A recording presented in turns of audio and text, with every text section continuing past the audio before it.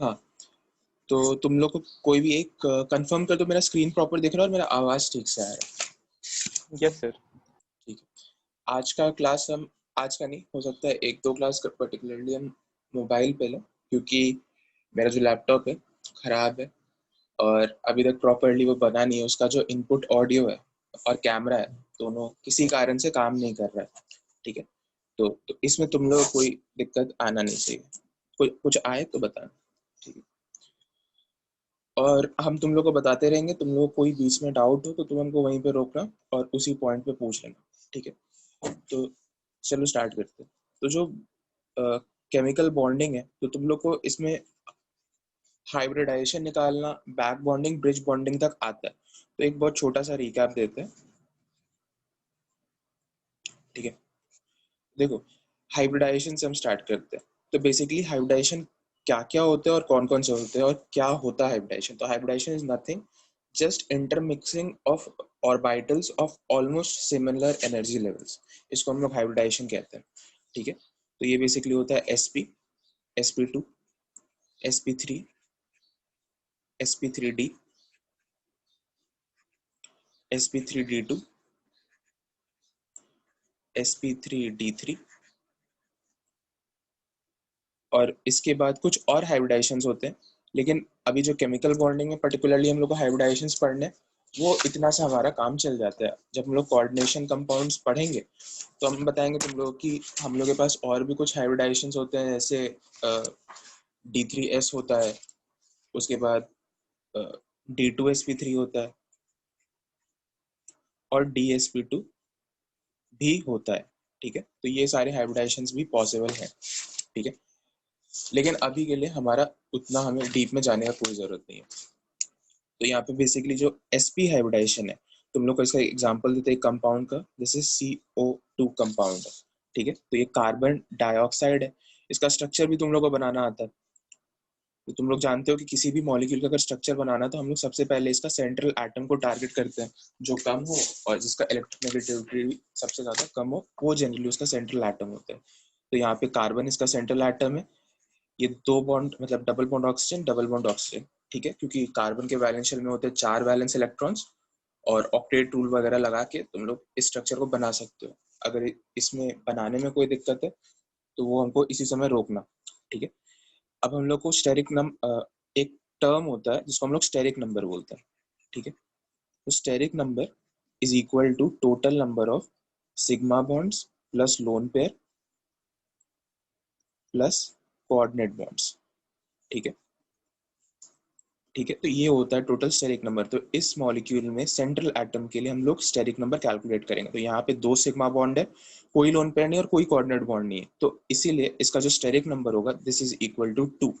ठीक है, इसका स्टेरिक नंबर 2 है तो हाइब्रिडाइजेशन लोग जाए, इसका होगा sp। 2 है इसका मतलब 2 ऑर्बिटल्स इन्वॉल्व है। ये स्टेरिक नंबर बस यही चीज हम लोग को बताता है। ठीक है, तो यहाँ से हम लोग इसका हाइब्रिडाइजेशन निकाल लिए। ठीक है, बिल्कुल इसी तरीके से बाकी और जितने भी हमारे पास हाइब्रिडाइजेशन है उसके लिए भी हम लोग उसको लिख सकते हैं। फॉर एग्जांपल जैसे sp2 हाइब्रिडाइजेशन है, तो इसके लिए हम लोग BX3 टाइप का कोई भी कंपाउंड लेंगे तो उसका हाइब्रिडाइजेशन होगा sp2।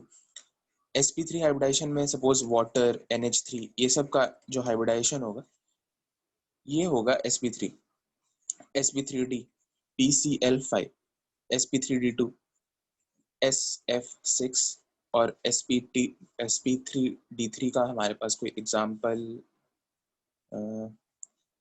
XeF5 minus. ठीक है, तो ये हो गया ये सब का एग्जांपल। ये सब चीज को अभी के लिए छोड़ दो क्योंकि ये बाद में आएगा। एक और हाइब्रिडाइजेशन होता है वैसे डी, अच्छा लिख दिया, DsP2। ठीक है, तो इतना। अब तुम लोग को ये भी हो सकता है सर बताए होंगे कि यहाँ पे, यहाँ तक तो ठीक है। रुको, ऑर्बिटल डायग्राम से तुम लोग को एक्सप्लेन करते हैं। जैसे ये s ऑर्बिटल है और ये p ऑर्बिटल्स।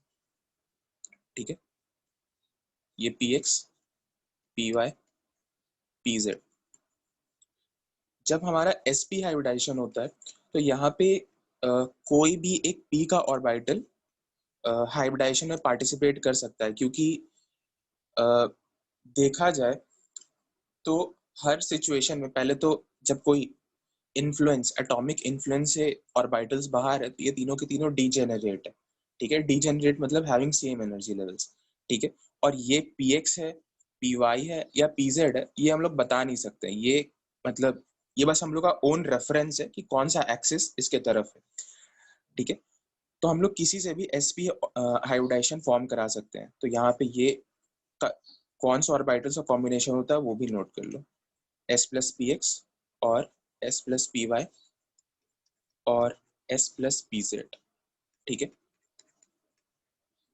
जो sp2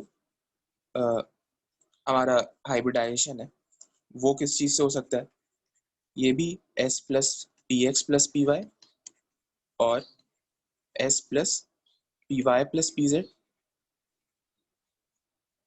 और s plus P Z plus P X. ये तीन कॉम्बिनेशन यहाँ पे पॉसिबल है, ठीक है। ये तीन कॉम्बिनेशन पॉसिबल है और sp3 में तो तीनों p आ जाएगा। लेकिन जब बॉन्डिंग sp3d में होता है तो कोई बता सकता है कि कौन सा ऑर्बिटल यूज होता है यहाँ पे। जैसे s और 3p के ऑर्बिटल्स यूज हो गए, लेकिन ये d कौन सा यूज होगा, कोई भी? dz²। dz², सही है। और उसके बाद भी बता दो तब sp3d2 में और sp3d3 में। ये चीज तुम लोग को सर लिखवाए हैं क्या क्लास में?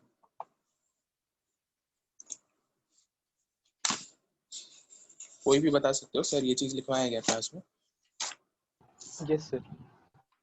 अच्छा ठीक है। तो चलो तुम लोग को अच्छी बात है ये चीज पता है। कुछ और इसमें हम तुमको इनपुट दे देते हैं।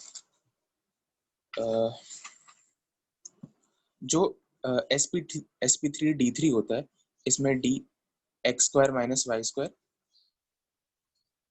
इसके बाद डी जेड स्क्वायर और D X Y orbitals involve होता है, ठीक है।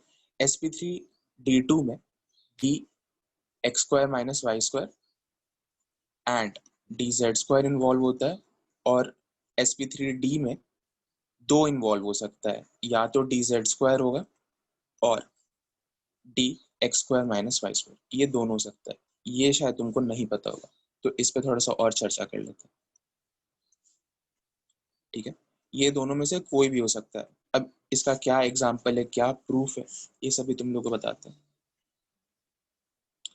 तो जब भी हमारे पास sp3d का केस आता है तो मेरे दिमाग में दो चीज आता है, दो हाइब्रिड मतलब दो केसेस यहाँ पे पॉसिबल है।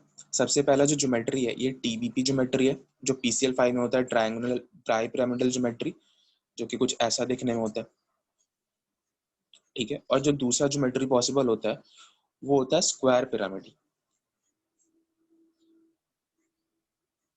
ठीक है। ये मतलब कुछ ऐसा स्ट्रक्चर बनेगा जैसे ए यहाँ 4 बॉन्ड बी के साथ किया और एक और बॉन्ड ऊपर किया, ठीक है। तो इसको AB5 टाइप स्ट्रक्चर बोलते हैं, बिल्कुल pCl5 जैसे, तो बिल्कुल वैसे ही AB5, ठीक है। और ये जो है ये स्क्वायर पिरामिडल, ठीक है। ये केस जितना भी तुम केसेस देखोगे, जितना भी सवाल बनाओगे, मान लो कि सारा सवाल बनाए तो उसमें तुम्हारा यही केस यूज होगा। इसमें जो ऑर्बिटल यूज होता है हाइब्रिडाइजेशन में ये होता है डी जेड स्क्वायर, ठीक है। और इसमें जो हाइब्रिड ऑर्बिटल यूज होता है ये होता है D X square minus Y square. अब ये कौन से कंपाउंड में होता है, तो ये सिर्फ और सिर्फ एक ही कंपाउंड में होता है, ओनली इन वन कंपाउंड। ये शायद NiCN का एक कंपाउंड होता है, एक कॉम्प्लेक्स होता है बेसिकली। मेरे ख्याल से NiCN5 माइनस होता है, ठीक है। तो सिर्फ वो एक कंपाउंड होता है और वो हम लोग जब कोऑर्डिनेशन कंपाउंड पढ़ेंगे तो उस पॉइंट पे भी तुम लोग को ये बात बता देंगे, ठीक है। तो अभी के लिए बस इस चीज को याद रखना कि ये दोनों हो सकता है। लेकिन अगर तुमसे कोई पूछे मतलब सिंगल करेक्ट में पूछे कि sp3d में कौन सा ऑर्बिटल इन्वॉल्व है तो D Z square. Multi correct में पूछे कि क्या D Z X square minus Y square हो सकता है, तो हाँ हो सकता है, ठीक है। और इसका एग्जाम्पल NiCN का एक कंपाउंड कॉम्प्लेक्स होता है, वो हम तुमको बता देंगे जब हम लोग कोऑर्डिनेशन कंपाउंड पढ़ेंगे, ठीक है। तुम लोग को हाइड्रोजन बॉन्डिंग भी पढ़ा दिया गया है। Yes sir. थोड़ा सा बस एक ब्रीफ रिकैप दे देते हैं। हाइड्रोजन बॉन्डिंग, ठीक है। तो हाइड्रोजन बॉन्डिंग एज सच कोई बॉन्ड नहीं है, it is just a type of Coulombic force of attraction, ठीक है। और ये कुछ नहीं होता, जैसे फॉर एग्जांपल कोई हाइड्रोजन का मॉलिक्यूल है और कोई दूसरा हाइड्रोजन का मॉलिक्यूल कोई प्लस चार्ज कंसिडर करो, और कोई दूसरा जो मोर इलेक्ट्रोनेगेटिव स्पीशीज है एक्स, इसको माइनस चार्ज कंसिडर करो, ठीक है। तो इन दोनों के बीच में जो फोर्स ऑफ अट्रैक्शन है इसी को बेसिकली हाइड्रोजन बॉन्ड कहा जाता है, ठीक है। Just as a coulombic force of attraction होता है, बस यही। अगर इसका प्रॉपर डेफिनेशन में जाना चाहोगे तो ये बहुत कॉम्प्लेक्स सा डेफिनेशन होता है कि rapid shifting of hydrogen in equilibrium between two atoms, it is known as hydrogen bonding. उसका भी मतलब क्या होता है वो तुम लोग को हम एक्सप्लेन करते हैं। रुक जाएगा, देखो सबसे पहले तो हाइड्रोजन बॉन्ड बनाने का कंडीशन क्या होता है। तो हाइड्रोजन बॉन्ड बनाने का कंडीशन हमारे पास ये होता है कि जो हाइड्रोजन है वो किसी 3 एटम से कनेक्टेड हो, फ्लोरीन, ऑक्सीजन या नाइट्रोजन। ये पीरियोडिक टेबल के 3 सबसे ज्यादा मोस्ट इलेक्ट्रोनेगेटिव एटम्स होते हैं, ठीक है। इससे क्या होता है कि जो ये 3 मोर इलेक्ट्रोनेगेटिव एटम्स है इस पर डेल नेगेटिव चार्ज होता है, बहुत हाई मैग्नीट्यूड का क्रिएट होता है। और हम लोग जानते हैं जितना मैग्नीट्यूड का नेगेटिव चार्ज एक एटम पे क्रिएट होगा उसके सामने वाले काउंटर पेयर पे उतना ही मैग्नीट्यूड का पॉजिटिव चार्ज क्रिएट हो जाएगा। तो ये जो पॉजिटिव चार्ज है ये बहुत ज्यादा मैग्नीट्यूड का होता है, ठीक है। बहुत ज्यादा मतलब +1 के कंपैरिजन में बहुत छोटा होता है, ठीक है। लेकिन बाकी सब एलिमेंट से देखो तब उसके रिलेटिव में ये प्लस चार्ज बहुत ज्यादा बड़ा है, ठीक है। अब इसके विसिनिटी में कोई एक दूसरा कंपाउंड आ रहा है जो लोन पेयर कंटेनिंग है, ठीक है। कोई भी मतलब अब यहाँ पे इस एटम पे कोई रिस्ट्रिक्शन नहीं है, कोई भी कंपाउंड हो सकता है। मान लो H2S का कंपाउंड ले रहे हैं तो सल्फर के पास भी लोन पेयर है। H2S इसलिए ले रहे हैं ये दिखाने के लिए कि ये कोई भी एटम हो सकता है, ठीक है। तो यहाँ पे एक फोर्स ऑफ अट्रैक्शन स्टैब्लिश होगा, ठीक है। इससे ही हम बेसिकली हाइड्रोजन बॉन्ड बोलते हैं। और हाइड्रोजन बॉन्ड दो तरीके के होते हैं, इंटरमॉलिक्यूलर और इंट्रामॉलिक्यूलर। तो ये case basically intermolecular hydrogen bond का,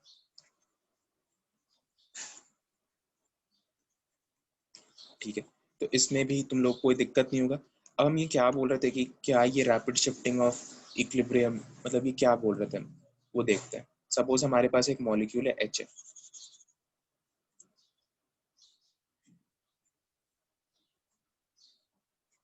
ठीक है। और सपोज करो कि ये H2O के मॉलिक्यूल के साथ हाइड्रोजन बॉन्ड परफॉर्म कर रहा है,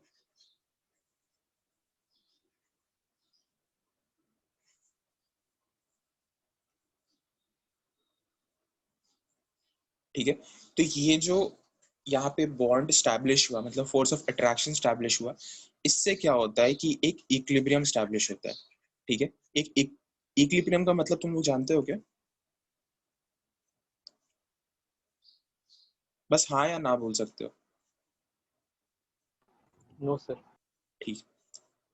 तो इस डेफिनेशन को रहने देते हैं फिर, ठीक है। इक्विलिब्रियम के लिए फिर हम लोग को उसके लिए पूरा चैप्टर होता है, उसको पढ़ना पड़ेगा, वो तुम्हारे किसी काम का भी नहीं है। फिर भी हम थोड़ा सा बताते हैं, जब कभी भी तुम लोग इक्विलिब्रियम पढ़ोगे तो इस चीज से कनेक्ट करना। अ, ये हाइड्रोजन क्या होता है कि एक पर्टिकुलर टाइम पे इस फ्लोरीन से अटैच होता है, ये बॉन्ड टूटता है और इस ऑक्सीजन से अटैच हो जाता है। और उसी इंस्टेंट पे मतलब जैसे xt टाइम पे अभी फ्लोरीन से अटैच है, तो t+dt टाइम पे ये तुरंत ऑक्सीजन से अटैच हो जाएगा, ये बॉन्ड तोड़ के। फिर यहाँ पे जो परमानेंट बॉन्ड बनेगा उसको तोड़ देगा t+2dt टाइम पे, और वापस फ्लोरीन से जाके अटैच हो जाएगा। तो ये एक rapid shifting of hydrogen between two centres establish होता है, इसी को हम लोग हाइड्रोजन बॉन्ड बोलते हैं। ये बहुत बहुत टेक्निकल डेफिनेशन है, बहुत ज्यादा टेक्निकल डेफिनेशन। ये नहीं भी आएगा तो अपना काम बनेगा, जेई का बात नहीं कर रहे, ठीक है। बस तुम लोग को बताने के लिए बताएगा। तो खैर आगे बढ़ते हैं। तो ये हो गया हमारा इंटर मॉलिक्यूलर हाइड्रोजन बॉन्ड। अब एक होता है इंट्रा मॉलिक्यूलर हाइड्रोजन बॉन्ड।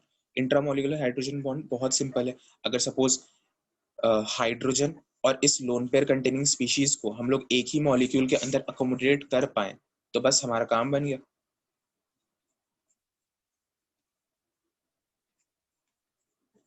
तो इसका जो सबसे मतलब टिपिकल एग्जाम्पल होता है जो तुमको हमेशा देखने को मिलता है, वही एग्जाम्पल ले लेते हैं, ऑर्थोनाइट्रोफिनॉल।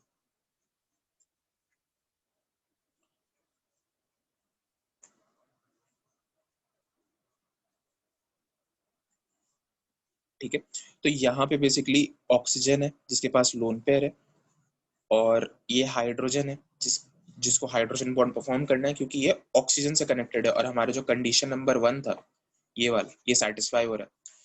तो इसका मतलब ये और इस ऑक्सीजन के लोन पेयर के बीच में एक बॉन्ड स्टैब्लिश होगा जो कहलाएगा हाइड्रोजन बॉन्ड, और more precisely intramolecular hydrogen bond. अब एक चीज ध्यान गौर करो, गौर ये करो कि यहाँ पे कितने मेंबर का रिंग बन रहा है। तो यहाँ पे 1 2 3 4 5 6 मेंबर का रिंग बन रहा है। ठीक है, तो 6 मेंबर का रिंग, 5 मेंबर का रिंग, ये सब रिंग्स जब बनते हैं किसी कंपाउंड में, तो वो उस कंपाउंड को थोड़ा सा एक्स्ट्रा स्टेबिलिटी मिलता है।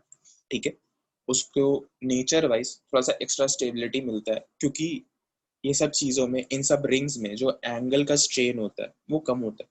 ठीक है, ये सब बस हम तुमको टर्म्स बता रहे हैं, हमको डेफिनेटली पता है तुमको एंगल स्ट्रेन का मतलब नहीं पता है। ठीक है, हमको पता है तुमको रिंग्स वगैरह का मतलब नहीं पता है, लेकिन सिर्फ टर्म्स तुम लोग को बता रहे हैं।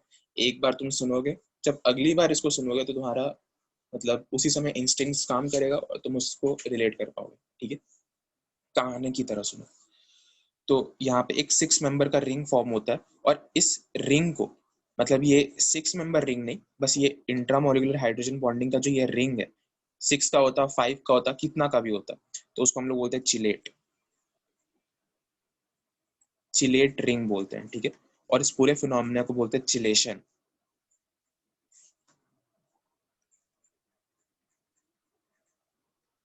ठीक है, अब इस चिलेट और चिलेशन से क्या होता है कि इस मॉलिक्यूल की स्टेबिलिटी थोड़ी सी बढ़ जाती है। ठीक है, बस यही होता है। और भी कुछ कुछ डिफरेंसेस होते हैं इंटरमोलिकुलर और इंट्रामोलिकुलर हाइड्रोजन बॉन्डिंग के बारे में। अच्छा, हमको ये बताओ कि तुम लोग को इंटरमोलिकुलर और इंट्रामोलिकुलर में डिफरेंसेस पता है? जैसे कौन सा, किसका ज्यादा बॉइलिंग पॉइंट होता है, तो किसका बॉइलिंग यस सर। पॉइंट पता है? बहुत बड़ी बात, बहुत बढ़िया। ठीक है, तो इंटरमोलिकुलर का जो कंपाउंड होता है उसका मॉलिक्यूलर वेट बढ़ जाता है। ठीक है, उसका थोड़ा सा जो ऑब्जर्व मॉलिक्यूलर वेट होता है वो ज्यादा हो एबनॉर्मल जाता है। Molar mass. हाँ, ऑब्जर्व मॉलिक्यूलर वेट जो होता है वो बढ़ जाता है, जिसकी वजह से हम लोग उसको एबनॉर्मल मॉलिक्यूलर मास बोलते हैं। ठीक है, तो इसीलिए इसका जो बॉइलिंग पॉइंट है ये भी बढ़ जाता है, क्योंकि बॉइलिंग पॉइंट फर्दर, अगर इसको भी और मैथमेटिकली देखना है, तो बॉइलिंग पॉइंट दो चीजों पर डिपेंड करता है। Number 1 molecular weight, number 2 intermolecular force of attraction. ठीक है, तो यहाँ पे मॉलिक्यूलर वेट ही बढ़ रहा है इंटरमॉलिक्यूलर में, तो इसीलिए जो बॉइलिंग पॉइंट है इसका बढ़ जाता है। और इंट्रामॉलिक्यूलर में बॉइलिंग पॉइंट नहीं बढ़ता, वो रिलेटिवली जितना होना चाहिए उतना ही होता है। ठीक है, और थोड़ा सा कम ही हो जाता है, ऐसा देखने को मिला, थोड़ा सा कम हो जाता है। ठीक है, उसका कारण वही है, चिलेशन, थोड़ा सा कम हो जाता है उसका molecular weight, sorry boiling point. ठीक है, तो मान लो कि मेरे पास एक मिक्सचर है ऑर्थोनाइट्रोफिनॉल का, और एक मिक्सचर है H2O प्लस HF मिक्सचर, मतलब यहाँ हाइड्रोजन बॉन्ड परफॉर्म हो गया। ठीक है, ये दोनों हम एक किसी बीकर में किसी तरीके से लिए। ठीक है, और एक मीडियम तो पूरा वाटर ही होगा, क्योंकि ऐसे तो किसी चीज को किसी कंटेनर में डाल नहीं सकते, मतलब लिक्विड फॉर्म में वाटर के मीडियम में इस पर डाले। ठीक है, और टेम्परेचर को बढ़ाने लगे। ठीक है, तो हम लोग जानते हैं कि ये जो है, ये पहले, मतलब अगर लिक्विड है तो पहले वेपर फेज में कन्वर्ट हो जाएगा, पहले भाप बनेगा, क्योंकि इसका बॉइलिंग पॉइंट जो है ये कम है। ठीक है, तो इसी चीज को हम लोग बेसिकली बोलते हैं कि दीज आर स्टीम वॉलेटाइल। ठीक है, और ये चीज मीडियम में बच जाएगा, तो हम लोग यहाँ से इसको सेपरेट कर सकते हैं। अगर किसी दो चीज इंटरमोलिकुलर इंट्रामोलिकुलर हाइड्रोजन बॉन्डिंग से रिलेटेड हमारे पास कंपाउंड्स है, तो उसको हम सेपरेट कर सकते हैं। ठीक है, ठीक है, अब अब हम लोग अपने टॉपिक की तरफ बढ़ते हैं, जिसको बोलते हैं हाइड्रोलिसिस।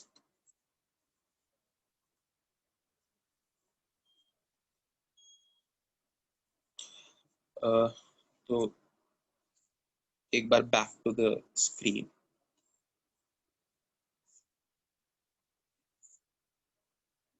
ठीक है, तो तुम लोग को SN1, SN2, SNAE के बारे में कुछ पता है? No sir. No sir. No sir. ठीक है, तो हम बता देते हैं SN1, SN2, SNAE क्या होता है। बहुत डीप में नहीं जाएंगे, क्योंकि देखो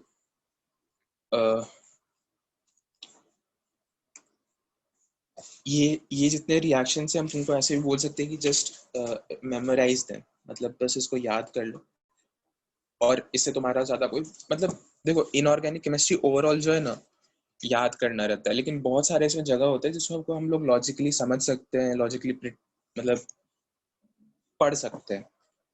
ठीक है, तो उसके लिए थोड़ा सा मैकेनिज्म आना जरूरी होता है, बहुत ज्यादा नहीं, बहुत थोड़ा सा। ठीक है, अभी हम तुमको बहुत थोड़ा सा ही बताएंगे। तुम लोग अभी 10th में हो, 11th में जाने वाले हो, मतलब 11th में अगले साल जाओगे। ठीक है, तो नहीं सर, 11th में। अच्छा तुम लोग 11 में हो। Yes sir. अच्छा, तब तो सर भाई मतलब तुम जो लोग को 10th में है ना, हम लोग के बैच में 10th वाले लोग हैं, उन लोग को सर बोले कि नहीं करने के लिए इनऑर्गेनिक वाला क्लास। क्यों? सर मतलब अभी वो लोग का मतलब बोर्ड के लिए पढ़ना है, तो फिर अभी से इनऑर्गेनिक यहाँ तक कुछ फायदा नहीं है। ओके, अच्छा जी, बस आदित्य आर्यन है, वो बस 10th का है, बाकी हम लोग अच्छा 11th के हैं। अच्छा, ठीक है तब, चलो अच्छा हुआ पता चल गया। तुम लोग अपना अपना स्कूल बता दो और थोड़ा सा ब्रीफ में इंट्रो दे दो। 5 लोग हैं तो अनूप तुम स्टार्ट करो। Sir Pentecostal. ठीक है, 10 और 10th का परसेंटेज ही बताओ। सर 98.6। बहुत सही। अरविंद? GGPS GGPS percentage? 97.4। बहुत सही। ज्योत्सना? Sir Ayyappa percentage? 98.2।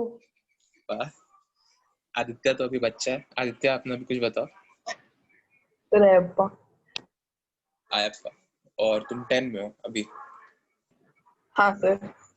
तो चलो best of luck for your boards, upcoming board examination, अगर हो तो। Thank you sir. ठीक है, तो हम भी अपने बारे में कुछ बता देते हैं कि मेरा नाम है उत्कर्ष श्रीवास्तव। ठीक है, पता नहीं तुम लोग को मेरे बारे में पता होगा कि नहीं। सर बताए थे।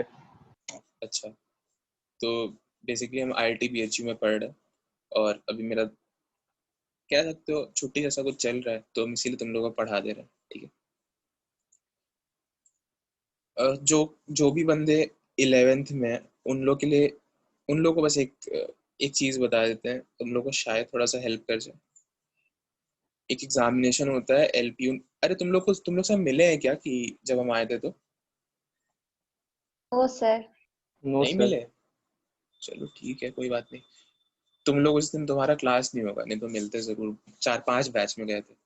चलो, एक एग्जामिनेशन होता है, इसको बोलते हैं LPU नेस्ट। ठीक है, ये लवली प्रोफेशनल यूनिवर्सिटी कंडक्ट कराता है, और ये बेसिकली जब तुम IIT में सेलेक्ट हो जाते हो या NIT में सेलेक्ट हो जाते हो, तो तुमको कुछ कैश प्राइज देता है।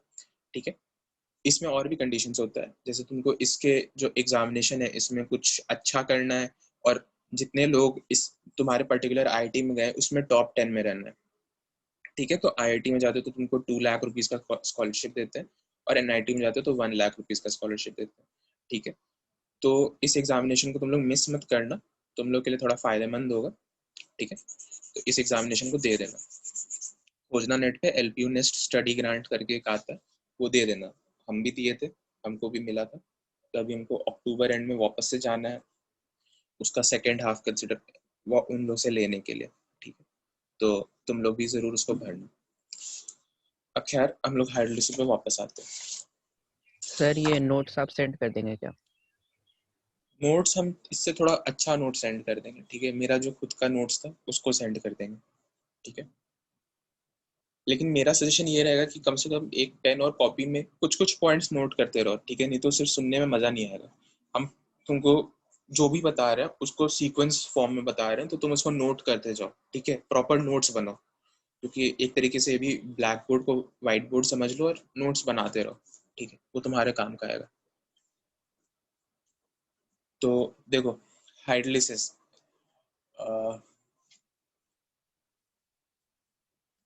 hydrolysis is nothing, just reaction with water.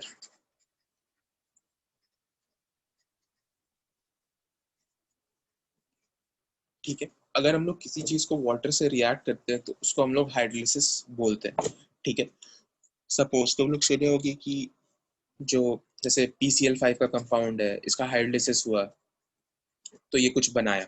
ठीक है, तो ये क्या बनाया, सबसे पहले तो ये बात आता है। और हाइड्रोलिसिस का मतलब क्या हुआ, तो जब भी तुम हाइड्रोलिसिस वर्ड सुनो तो तुम बस समझ लेना कि it is a simple reaction with water, और कुछ नहीं। ठीक है, अब हाइड्रोलिसिस देखने के लिए, समझने के लिए तो मतलब कैसे बताएं, एक तरीके का रिएक्शन है वाटर के साथ, और इसमें जो वाटर है उस मॉलिक्यूल को दो हिस्सों में तोड़ देता है और पर्टिकुलरली रिएक्ट करता है। जैसे PCl5 का ही बात करें तो यहाँ पे PCl5 में यहाँ पे माइनस चार्ज है और यहाँ प्लस चार्ज है। ठीक है, तो सिंपल अभी पहले लेमैन भाषा में बात करते हैं, तो यहाँ पे H+ और यहाँ OH- है। ठीक है, तो ये OH- जाके यहाँ का इससे जुड़ जाएगा और ये H+ जाके यहाँ जुड़ जाएगा। ठीक है, रिएक्शन देखने में भी सिंपल लग रहा है, कुछ HCl प्लस H3PO3 टाइप बनाया, क्योंकि H3PO4 टाइप बनाया, क्योंकि चलो पहले POH5 ही ले लो, उसके बाद आगे देख लेते हैं। ठीक है, ये बनाया। अब हम लोग जानते हैं कि एक फॉस्फोरस पे इतने सारे OH ग्रुप स्टेबल नहीं होते हैं, तो यहाँ से 1 मोल वाटर एलिमिनेट हुआ। ठीक है, 1 मोल वाटर एलिमिनेट हुआ तो यहाँ पे हमारे पास बन गया H3PO4। ठीक है, ये बना। ये चीज तुम लोग जानते होगे शायद, मेरे ख्याल से। जो चीज नहीं जानते होगे तो अनम्यूट हो जाना, बता देना नहीं आता। ठीक है, तो यहाँ से तुम एक वाटर कैसे मॉलिक्यूल एलिमिनेट हुआ अपने आप? देखो, कुछ ऐसे कंपाउंड, कुछ ऐसे एटम्स होते हैं जिसपे बहुत ज्यादा OH ग्रुप स्टेबल नहीं रह पाता है। इसका कारण क्या है, इसका कारण तो ऐसा कुछ नहीं है, बस स्टेबिलिटी इश्यूज है, स्टेरिक फैक्टर्स है, जिसकी वजह से वो बहुत ज्यादा अकोमोडेट नहीं कर पाता है। जैसे अगर फॉस्फोरस है तो ये अगर sp3 सेंटर होता है, ठीक है, अगर sp3 हाइब्रिडाइज्ड है तो ये बहुत ज्यादा OH ग्रुप्स को अपने पास नहीं रख पाता। ठीक है, सपोज इसके पास एक OH और यहाँ दूसरा OH ग्रुप पड़ा हुआ है। ठीक है, तो ये क्या करता है कि एक टॉटोमेरिज्म का नाम सुने होगे? बस नाम सुने हैं। ठीक है, तो ऐसा एक्सप्लेनेशन दिया जाता है कि टॉटोमेरिज्म हुआ जिसके वजह से ये जो दो ऐसा स्ट्रक्चर था डबल बॉन्ड O में कन्वर्ट हो गया। ठीक है, लेकिन टॉटोमेरिज्म से इसको मैकेनिज्म वाइज एक्सप्लेन नहीं कर सकते। यहाँ पे कुछ स्टेरिक रीजंस आया, फोर्सेस ऑफ अट्रैक्शन जागरूक हुआ और इसके बाद यहाँ से 1 मोल वाटर एलिमिनेट हो गया। ठीक है, H2O मॉलिक्यूल एलिमिनेट हो गया, जैसे कि तुम लोग सुने होगे। और थोड़ा सा एग्जांपल देते हैं, H2CO3। ठीक है, कार्बोनिक एसिड। ठीक है, तो ये बहुत जल्दी CO2 और H2 में टूट जाता है। ये तुम्हारे पेप्सी के अंदर होता है, खोलते हो तो CO2 अलग हो जाता है और पानी अंदर रह जाता है। ठीक है, तो बेसिकली क्या होता है कार्बोनेटेड ड्रिंक्स में कि जैसे तुम लोग खोलते हो तो बहुत सारा CO2 तो उड़ जाता है। ठीक है, कुछ CO2 डिसॉल्व फॉर्म में उसके अंदर ही रहता है, पानी के अंदर, और वो water plus sugar plus carbon dioxide का टेस्ट अपने को आता है, और थोड़ा सा ईस्टर। ठीक है, क्योंकि ईस्टर उसका टेस्ट एनहांस कर रहा है, उसका टेस्ट हम लोग आता है। जैसे जैसे ये CO2 तुम ये एटमोसफेयर के कांटेक्ट में आते रहेगा बार बार, वैसे वैसे ये CO2 उड़ते जाएगा। और अगर तुम इसको बहुत दिन के लिए छोड़ दो, मैक्सिमम तुम लोग 3-4 दिन के लिए छोड़े होगे, तो तुमको पता होगा कि टेस्ट थोड़ा सा नॉर्मल, मतलब फील नहीं आता उसके बाद। लेकिन इसको 2-3-4 हफ्ते के लिए छोड़ दो, तुमको वो डिट्टो पानी लगने लगेगा, चीनी और पानी का मिक्सचर लगने लगेगा और कुछ नहीं लगेगा। ठीक है, क्योंकि उसमें से सारा CO2 उड़ चुका होगा। तो इसमें भी कुछ ऐसे ही रीजन होता है। यहाँ कार्बन है। ठीक है, कार्बन ये अगर sp3 हाइब्रिडाइज्ड हो तो इस पे 4 OH ग्रुप्स नहीं एग्जिस्ट करता। ठीक है, यहाँ पे भी क्या होता है कि एक वाटर मॉलिक्यूल एलिमिनेट हो जाता है। टॉटोमेरिज्म से इसको प्रॉपर्ली तो नहीं दिखा सकते। अगर टॉटोमेरिज्म से देखना है तो मैकेनिज्म बता सकते हैं, ये बॉन्ड टूटेगा, यहाँ शिफ्ट होगा और ये चीज पूरा उड़ जाएगा, ठीक है, जिसकी वजह से एक डबल बॉन्ड O और एक OH और एक OH इस टाइप से आएगा, ठीक है। तो इसी को हम लोग H2CO3 बोलते हैं, कार्बोनिक एसिड। बेसिकली जहां जहां हम तुमको बता रहे हैं कि इस टाइप का फिनोमेना होता है, उसको नोट करते जाओ और उसको याद करते जाओ, ठीक है, क्योंकि 2 3 4 जगह ही होता है ऐसा।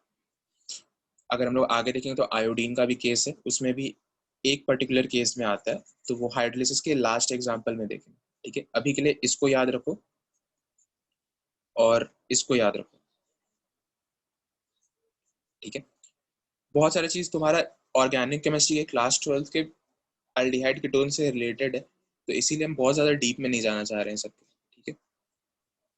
अभी के लिए जितना बता रहे हैं बस उसको याद रखो। तो अभी हम मैकेनिज्म, तो उसी समय बोल देना SN1 मैकेनिज्म।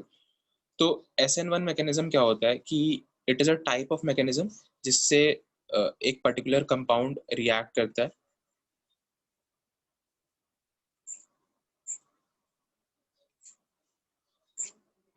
ठीक है। तो सपोज हमारे पास एक कंपाउंड है CH3 CH3 CH3Cl, ठीक है, और इसको वाटर से रिएक्ट कराना है या किसी भी चीज से रिएक्ट कराना है, ठीक है। तो ये क्या करता है कि ये एज मतलब सॉल्वेंट काम करता है और ये हमारा सबस्ट्रेट होता है, ठीक है।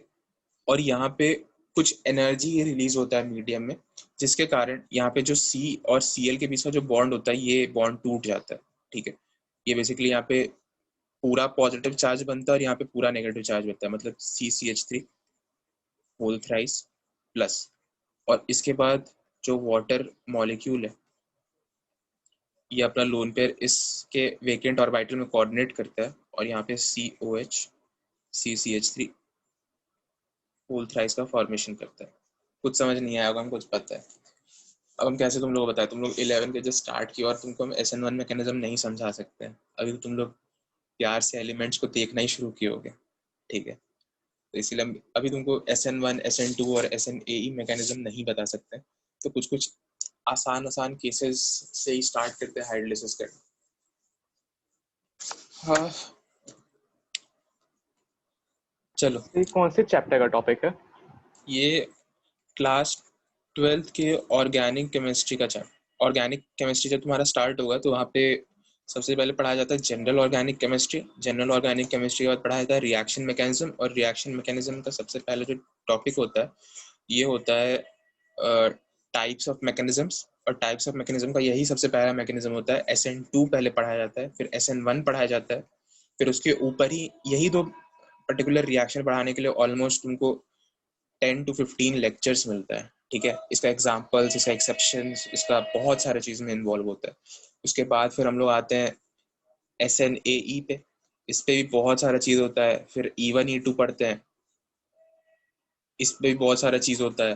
फिर EI मैकेनिज्म पढ़ते हैं, इस पे बहुत सारी चीज, मिला जुला के तुम्हारा पूरा 6 महीने के 6 महीने का काम है, ठीक है। तो हम इसको ऐसे ही बस बोल के नहीं बता सकते, ठीक है। तो अभी के लिए हम और लोग सर थोड़ा हाइड्रोलाइसिस?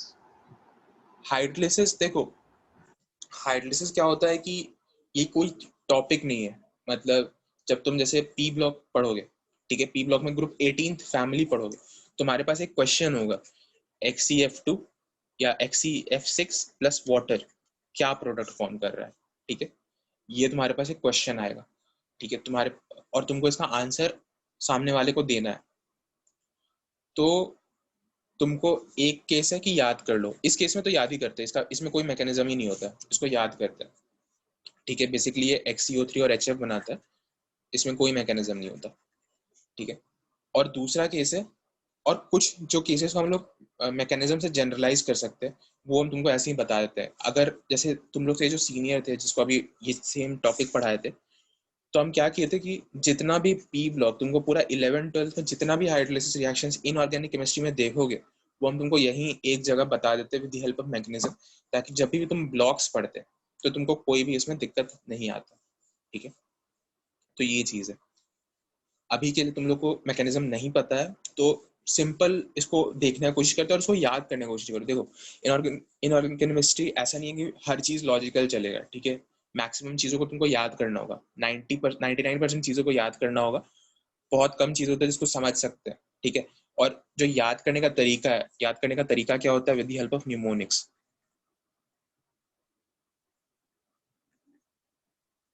ठीक है। न्यूमोनिक्स की मदद से तुम उसको याद कर सकते हो। उसके बाद किसी स्टोरी की मदद से याद कर सकते हो, कोई ब्रेन मेमोरी बना सकते हो उस पर्टिकुलर इंफॉर्मेशन के अबाउट, ठीक है। और कोई तरीका नहीं है इसको याद करने का, ठीक है। हम जब बोकारो में थे तो हम हर चीज को सोचते थे कि एवरीथिंग इज लॉजिकल, मतलब हर चीज एक लॉजिक से कनेक्टेड होता है, ठीक है। लेकिन ऐसा नहीं होता, ठीक है। कोई हर चीज एक लॉजिक से नहीं कनेक्ट होता, ठीक है। तुमको उसको किसी उसी मतलब रॉ फॉर्म में याद करना जरूरी होता है, और वही है inorganic chemistry as an all, ठीक है। मैक्सिमली हर जो तुम सब्जेक्ट पढ़ोगे किसी में ऐसा लॉजिक, मतलब ये जो टर्म है ना लॉजिक वगैरह, ये सब चीज तुम लोग बोकारो के अराउंड ही सुनोगे। जितना तुम बोकारो से दूर जाते रहोगे ना, लॉजिक वॉजिक का नाम लोग भूल जाता है। और बोकारो से बहुत दूर एक स्टेशन आता है कोटा, यहाँ लॉजिक को तो कोई मानता ही नहीं है, सिर्फ एक चीज मानता है कि एग्जाम में रैंक आना चाहिए, कुछ आए ना आए एग्जाम में रैंक आना चाहिए, ठीक है। तो वो हर चीज को याद रखता है। मैथ्स का सवाल बना रहा है, उसको भी ध्यान में रख लिया, उस टाइप का केस किस तरह से सॉल्व करना है। फिजिक्स का सवाल बना लिया, उस टाइप का केस किस तरीके से सॉल्व करना है, ठीक है। तो इसीलिए वो लोग हम लोग से ज्यादा बेटर रैंक ला पाता है, बस यही रीजन है। क्योंकि वो अगर उसके टीचर उसको बोले कि उसको याद करना है तो उसको याद करना है, बस ये चीज है, ठीक है। अभी के लिए हम लोग थोड़ा बेसिक बेसिक एग्जांपल से स्टार्ट करते हैं। जब तुम लोग का मैकेनिज्म पूरा हो जाएगा तो हम फिर से उसको बता देंगे तुम लोगों को कि क्या होता है सारे के सारे, ठीक है। कम से कम तुमको नाम लिखवा देते हैं कि कौन कौन से चीज इन्वॉल्व होता है, ठीक है। तो सबसे पहले हम लोग NH NCl3 तो और हार्ड हो जाएगा, छोड़ो। SiCl4 का एग्जांपल लेते हैं। इसको जब वाटर से रिएक्ट कराएंगे तो क्या बनेगा, ठीक है। तो यहाँ पे बेसिकली अगर तुम चार्ज देखो तो Cl पे चार्ज होता है -1 का और Si पे चार्ज होगा +4 का, ठीक है। ये चार्ज निकालने में किसी को कोई दिक्कत नहीं होगा, ठीक है।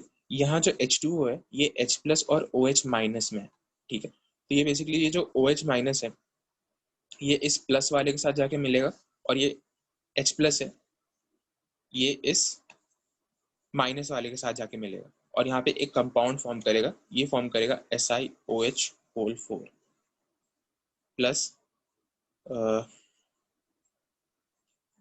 HCl, ठीक है। 4 मोल्स ऑफ HCl ये फॉर्म करेगा। और इसमें अपना ये वाला रूल नहीं चलता है, जैसे सी मतलब एक जो डबल बॉन्ड ऑक्सीजन का फॉर्मेशन होता है ये नहीं होता है। सिलिकॉन पे चारों के चारों स्टेबल रहता है, ठीक है। तो ये फॉर्म किया, और हमने इसको कैसे फॉर्म कराया? H2O को H+ और OH- में तोड़ा, H+ को नेगेटिव वाले के साथ और OH- को पॉजिटिव वाले के साथ रिएक्ट कराया, ठीक है। अब इसके बाद हम लोग दूसरा केस देखते हैं NCl3 का, ठीक है। NCl3 + H2 अगर मैकेनिज्म वाइज करने जाते तो ये केस हम लोग को थोड़ा सा भारी पड़ता, ठीक है। लेकिन हम लोग क्योंकि मैकेनिज्म वाइज नहीं कर रहे हैं तो थोड़ा सा आसान पड़ सकता है। जैसे यहाँ पे इस नाइट्रोजन का चार्ज क्या होगा, कुछ -1 होगा, और इसका चार्ज होगा +3, ठीक है। इसमें किसी को कोई दिक्कत नहीं है, नहीं है, ठीक है। कैसे हुआ? Nitrogen is more electronegative than chlorine, so इस पे जो चार्ज आएगा वो -1 का होगा, और दूसरे पे चार्ज सॉरी मेरा गलती।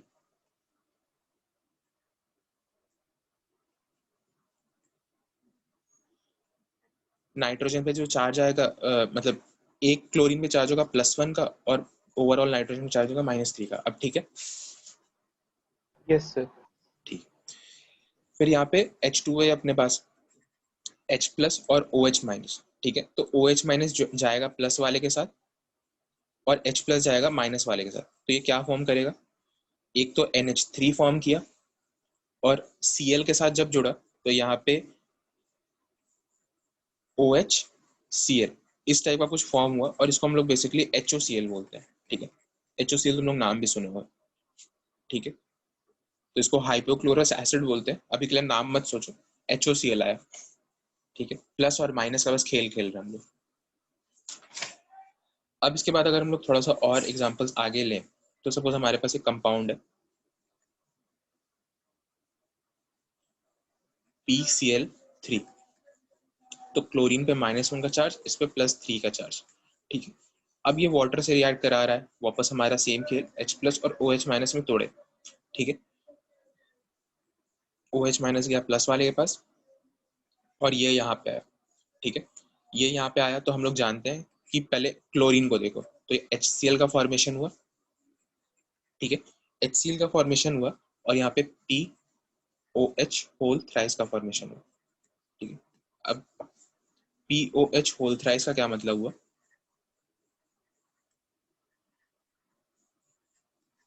कुछ ऐसा। और हम लोग जानते हैं कि फॉस्फोरस के पास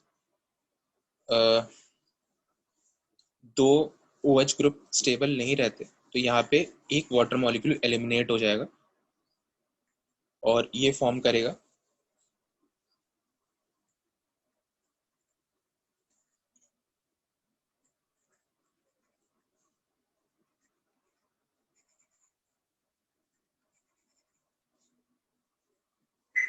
ठीक है। नहीं, ठीक नहीं है।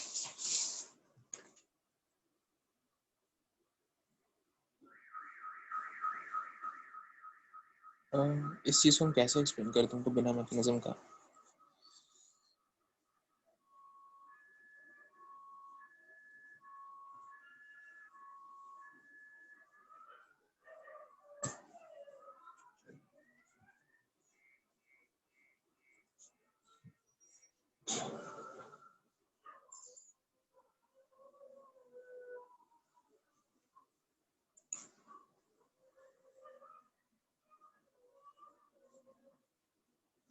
इसका ऑक्सीडेशन स्टेट निकालो सब कोई।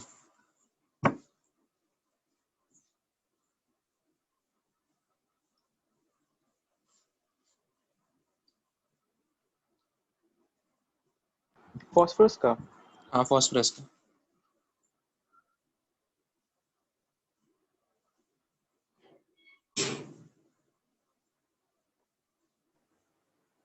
+5। +5। सबका यही आंसर है।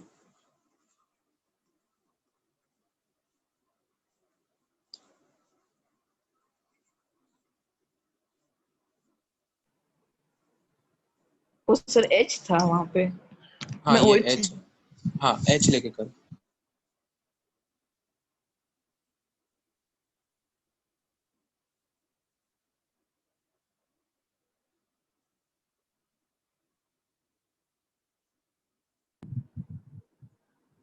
+3। +3, ठीक है। तो देखो, अगर हम लोग इससे 1 मोल वाटर निकालते हैं, अगर इस तरीके से हम लोग करते हैं कि यहाँ पे एक लोन पेयर है और यहाँ पे 3 OH फॉर्म हुआ, ठीक है, और एक H2O का H2O रिमूव हुआ, तो हम लोग कुछ ज़्यादा इसे डिड्यूस नहीं कर पाएंगे। यहाँ से हम लोग सिर्फ यहाँ पहुँच जाएंगे। यहाँ डबल बॉन्ड O आया है और यहाँ पे एक OH है और यहाँ पे एक O बच गया लास्ट में, ठीक है। तो इस चीज़ से हम लोग बहुत कुछ डिड्यूस नहीं और यहाँ कुछ नहीं है बेसिकली, इससे कुछ हम लोग सर डिड्यूस नहीं। हाँ बोलो। तो पीछे जब हम लोग NCl3 और PCl3 का केस डिस्कस कर रहे थे तो N पे -3 और P पे +3 क्यों है? ये वाला यस सर। क्लोरीन का जो चार्ज होता है, क्लोरीन ज़्यादा इलेक्ट्रोनेगेटिव होता है, ठीक है, तो क्लोरीन पे नेगेटिव चार्ज आएगा और फॉस्फोरस उससे ज़्यादा, मतलब उससे कम इलेक्ट्रोनेगेटिव है, तो उस पर प्लस चार्ज आएगा। जबकि अगर हम लोग यहाँ पे इस केस को देखें तो नाइट्रोजन ज़्यादा इलेक्ट्रोनेगेटिव होता है, तो इस पे यहाँ पे माइनस चार्ज आएगा और क्लोरीन पे प्लस चार्ज आएगा। एक ऑर्डर बता देते हैं, FONCl, ठीक है। BR। मतलब बेसिकली हम लोग Cl तक जाते हैं, उसके बाद हम लोग जो पीरियोडिक ट्रेंड्स है उसके अकॉर्डिंग निकाल लेते हैं, ठीक है। तो इस चीज को तुम लोग याद रखना, सबसे ज्यादा इलेक्ट्रोनेगेटिव होता है फ्लोरीन, फिर होता है ऑक्सीजन, फिर होता है नाइट्रोजन, फिर आता है क्लोरीन। तो इस चीज से तुम इसको रिलेट करके बता सकते हो, और सिमिलर यहाँ पे भी, ठीक है। कोई दिक्कत है? सोचो 1 मिनट, अगर कोई दिक्कत आ रहा है तो फिर बताना। नहीं सर। नहीं है दिक्कत, ठीक है।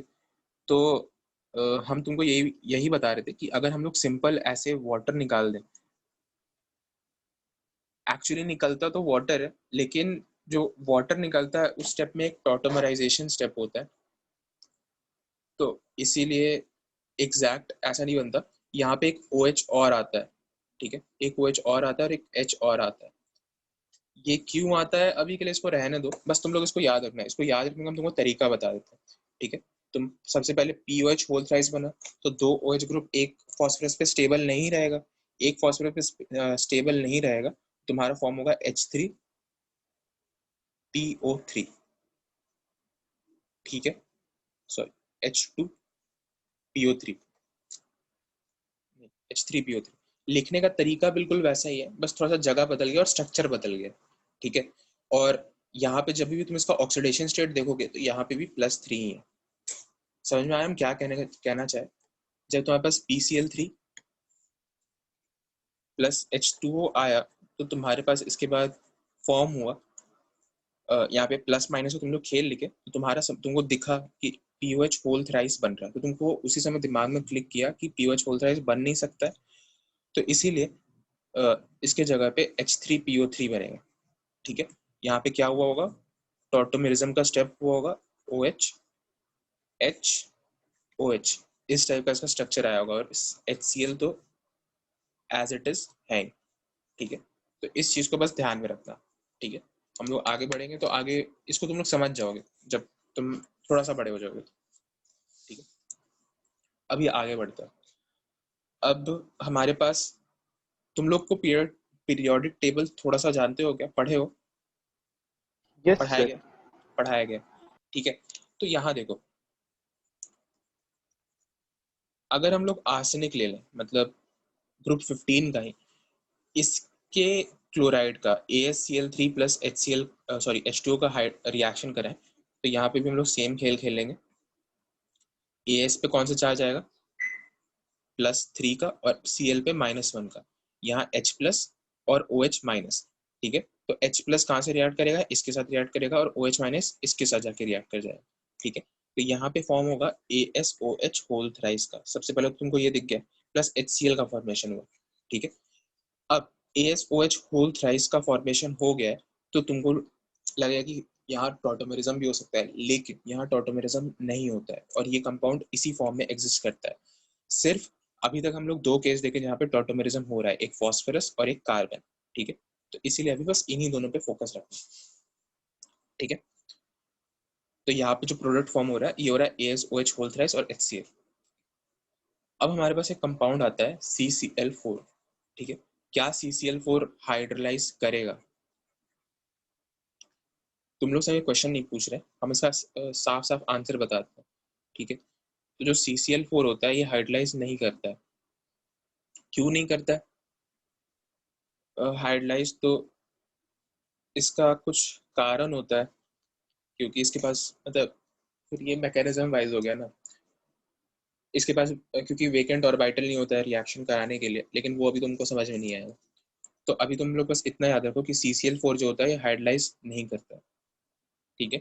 CCl4 डज नॉट हाइड्रोलाइज, इस चीज को नोट करो अपने कॉपी में, ठीक है। CCl4 does not hydrolyse at room temperature,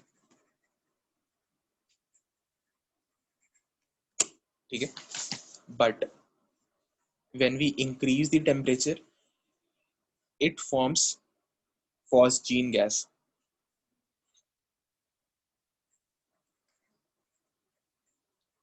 ठीक है। phosgene gas फॉर्म करता है, and if we subsequently increase more temperature then it forms CO2 gas। इतना लिख लो, बेसिकली अगर रिएक्शन फॉर्मेट में लिखना तो वो भी बता दे रहे हैं। CCl4 plus H2O, room temperature, no reaction. CCl4 H2O, elevated temperature पे COCl2, और एलिवेटेड टेम्परेचर पे CO2, ठीक है। ये रिएक्शन होता है। अभी के लिए याद रखो, बाद के समय पे इसका एक्सप्लेनेशन देखेंगे, ठीक है।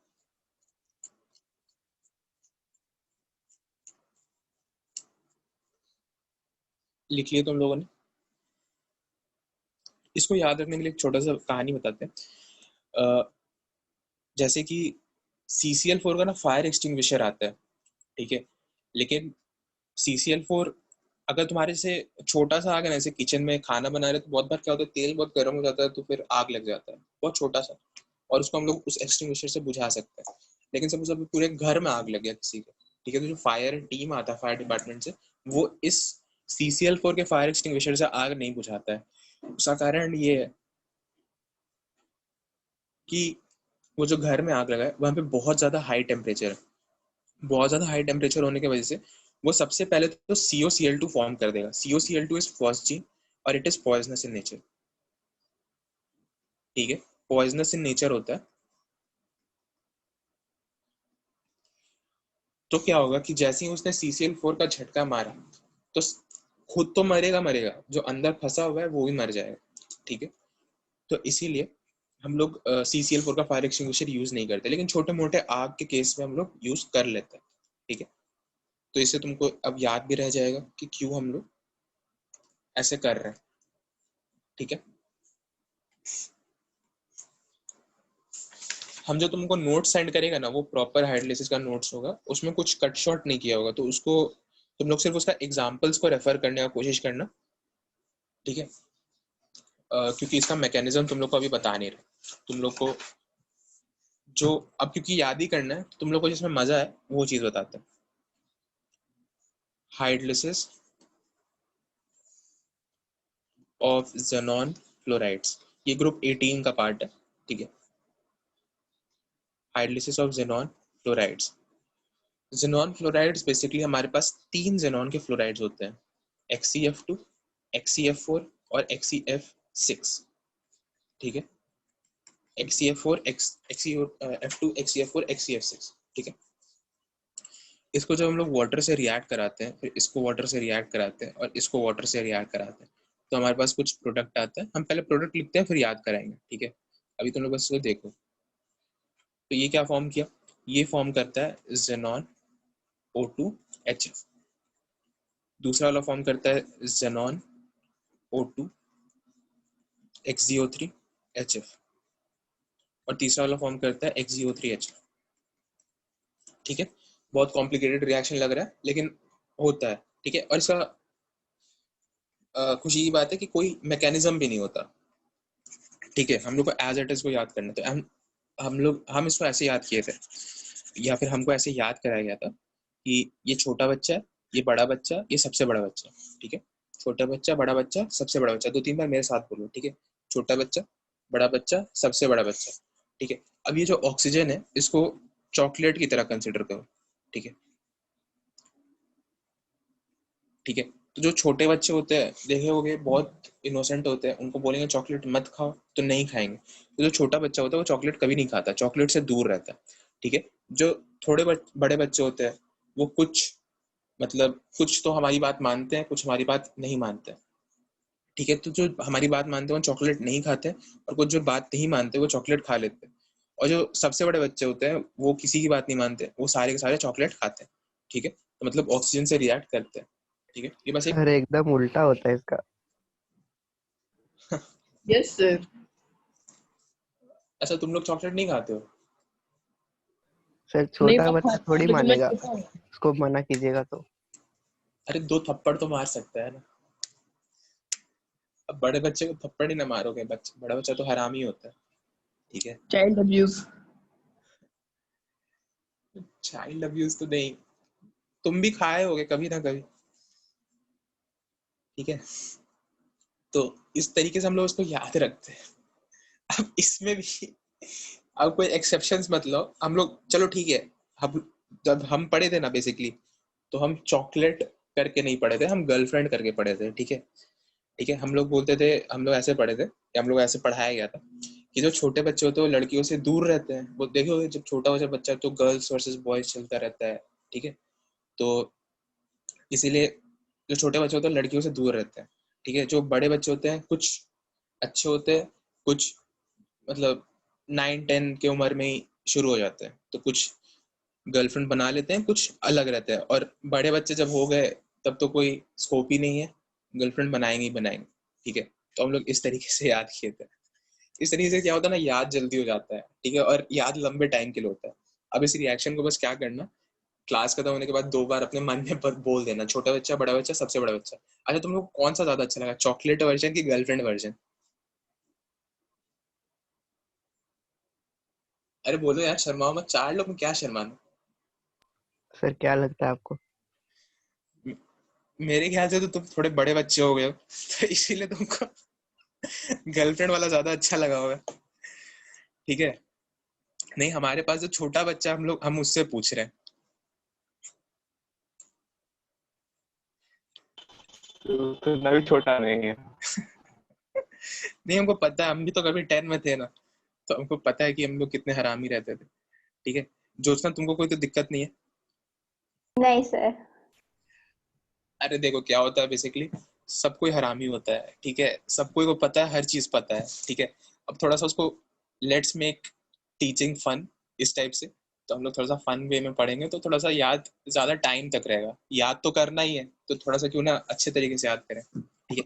और हम छोटा सा अपने बारे में बताते हैं कि हम लोग जब कोटा में पढ़ते थे ना, तो हम लोग का जो बैच रन होता था, 180 बच्चे एक बैच में पढ़ते थे, हर बैच में। वहां पे ऐसा कोई मतलब स्टार बैच होता था, लेकिन स्टार बैच भी ओपन टू ऑल होता, मतलब हम भी जो 13th बैच होता है ना, मतलब 12th का जो ड्रॉप बैच होता है, उसका जो स्टार बैच बनता है, हम उसमें पढ़ते थे। तो हर बैच 180 से बच्चों का होता था, ठीक है। लेकिन क्योंकि टीचर्स काफी अच्छे होते थे और कोई रोक टोक नहीं होता था, तो प्लस 30 स्टूडेंट्स और आ जाते थे दूसरे बैचेस से पढ़ने के लिए। चेयर वेयर लगा लिया, स्टूल लगा लिया, कहीं भी बैठ सकते थे, वहाँ कोई ऐसा चक्कर नहीं है कि सीट खत्म हो गया तो बैठ नहीं सकते, लोग जमीन पे बैठ के पढ़ लेते थे, ठीक है। तो वहाँ पे बेसिकली क्या होता था, हम लोग जो इनऑर्गेनिक केमिस्ट्री के टीचर थे, वो इतना अच्छा न्यूमोनिक्स बताते थे, इतना अच्छा कहानी सुनाते थे कि हम लोग को बहुत मजा आता था, मतलब पर्टिकुलरली हमको तो बहुत मजा आता था, ठीक है। यही सब इसी तरीके से याद कराते थे, वो उसकी गर्लफ्रेंड है, वो ऐसे है वैसे करके पूरा कहानी सुनाते थे, ठीक है। तो एक तो उसका फायदा होता था कि याद रह जाता था, दूसरा नंबर 1, उस दिन घर आ गए तो उसको रिवाइज करने का खुद से मन करने लगता था, यार एक बार देखते हैं, एक बार तो देखते हैं सर क्या लिखा है, तो उसको देखते थे, उसको याद करने का मन हो जाता था, और खुद से वो याद हो जाता था, ठीक है।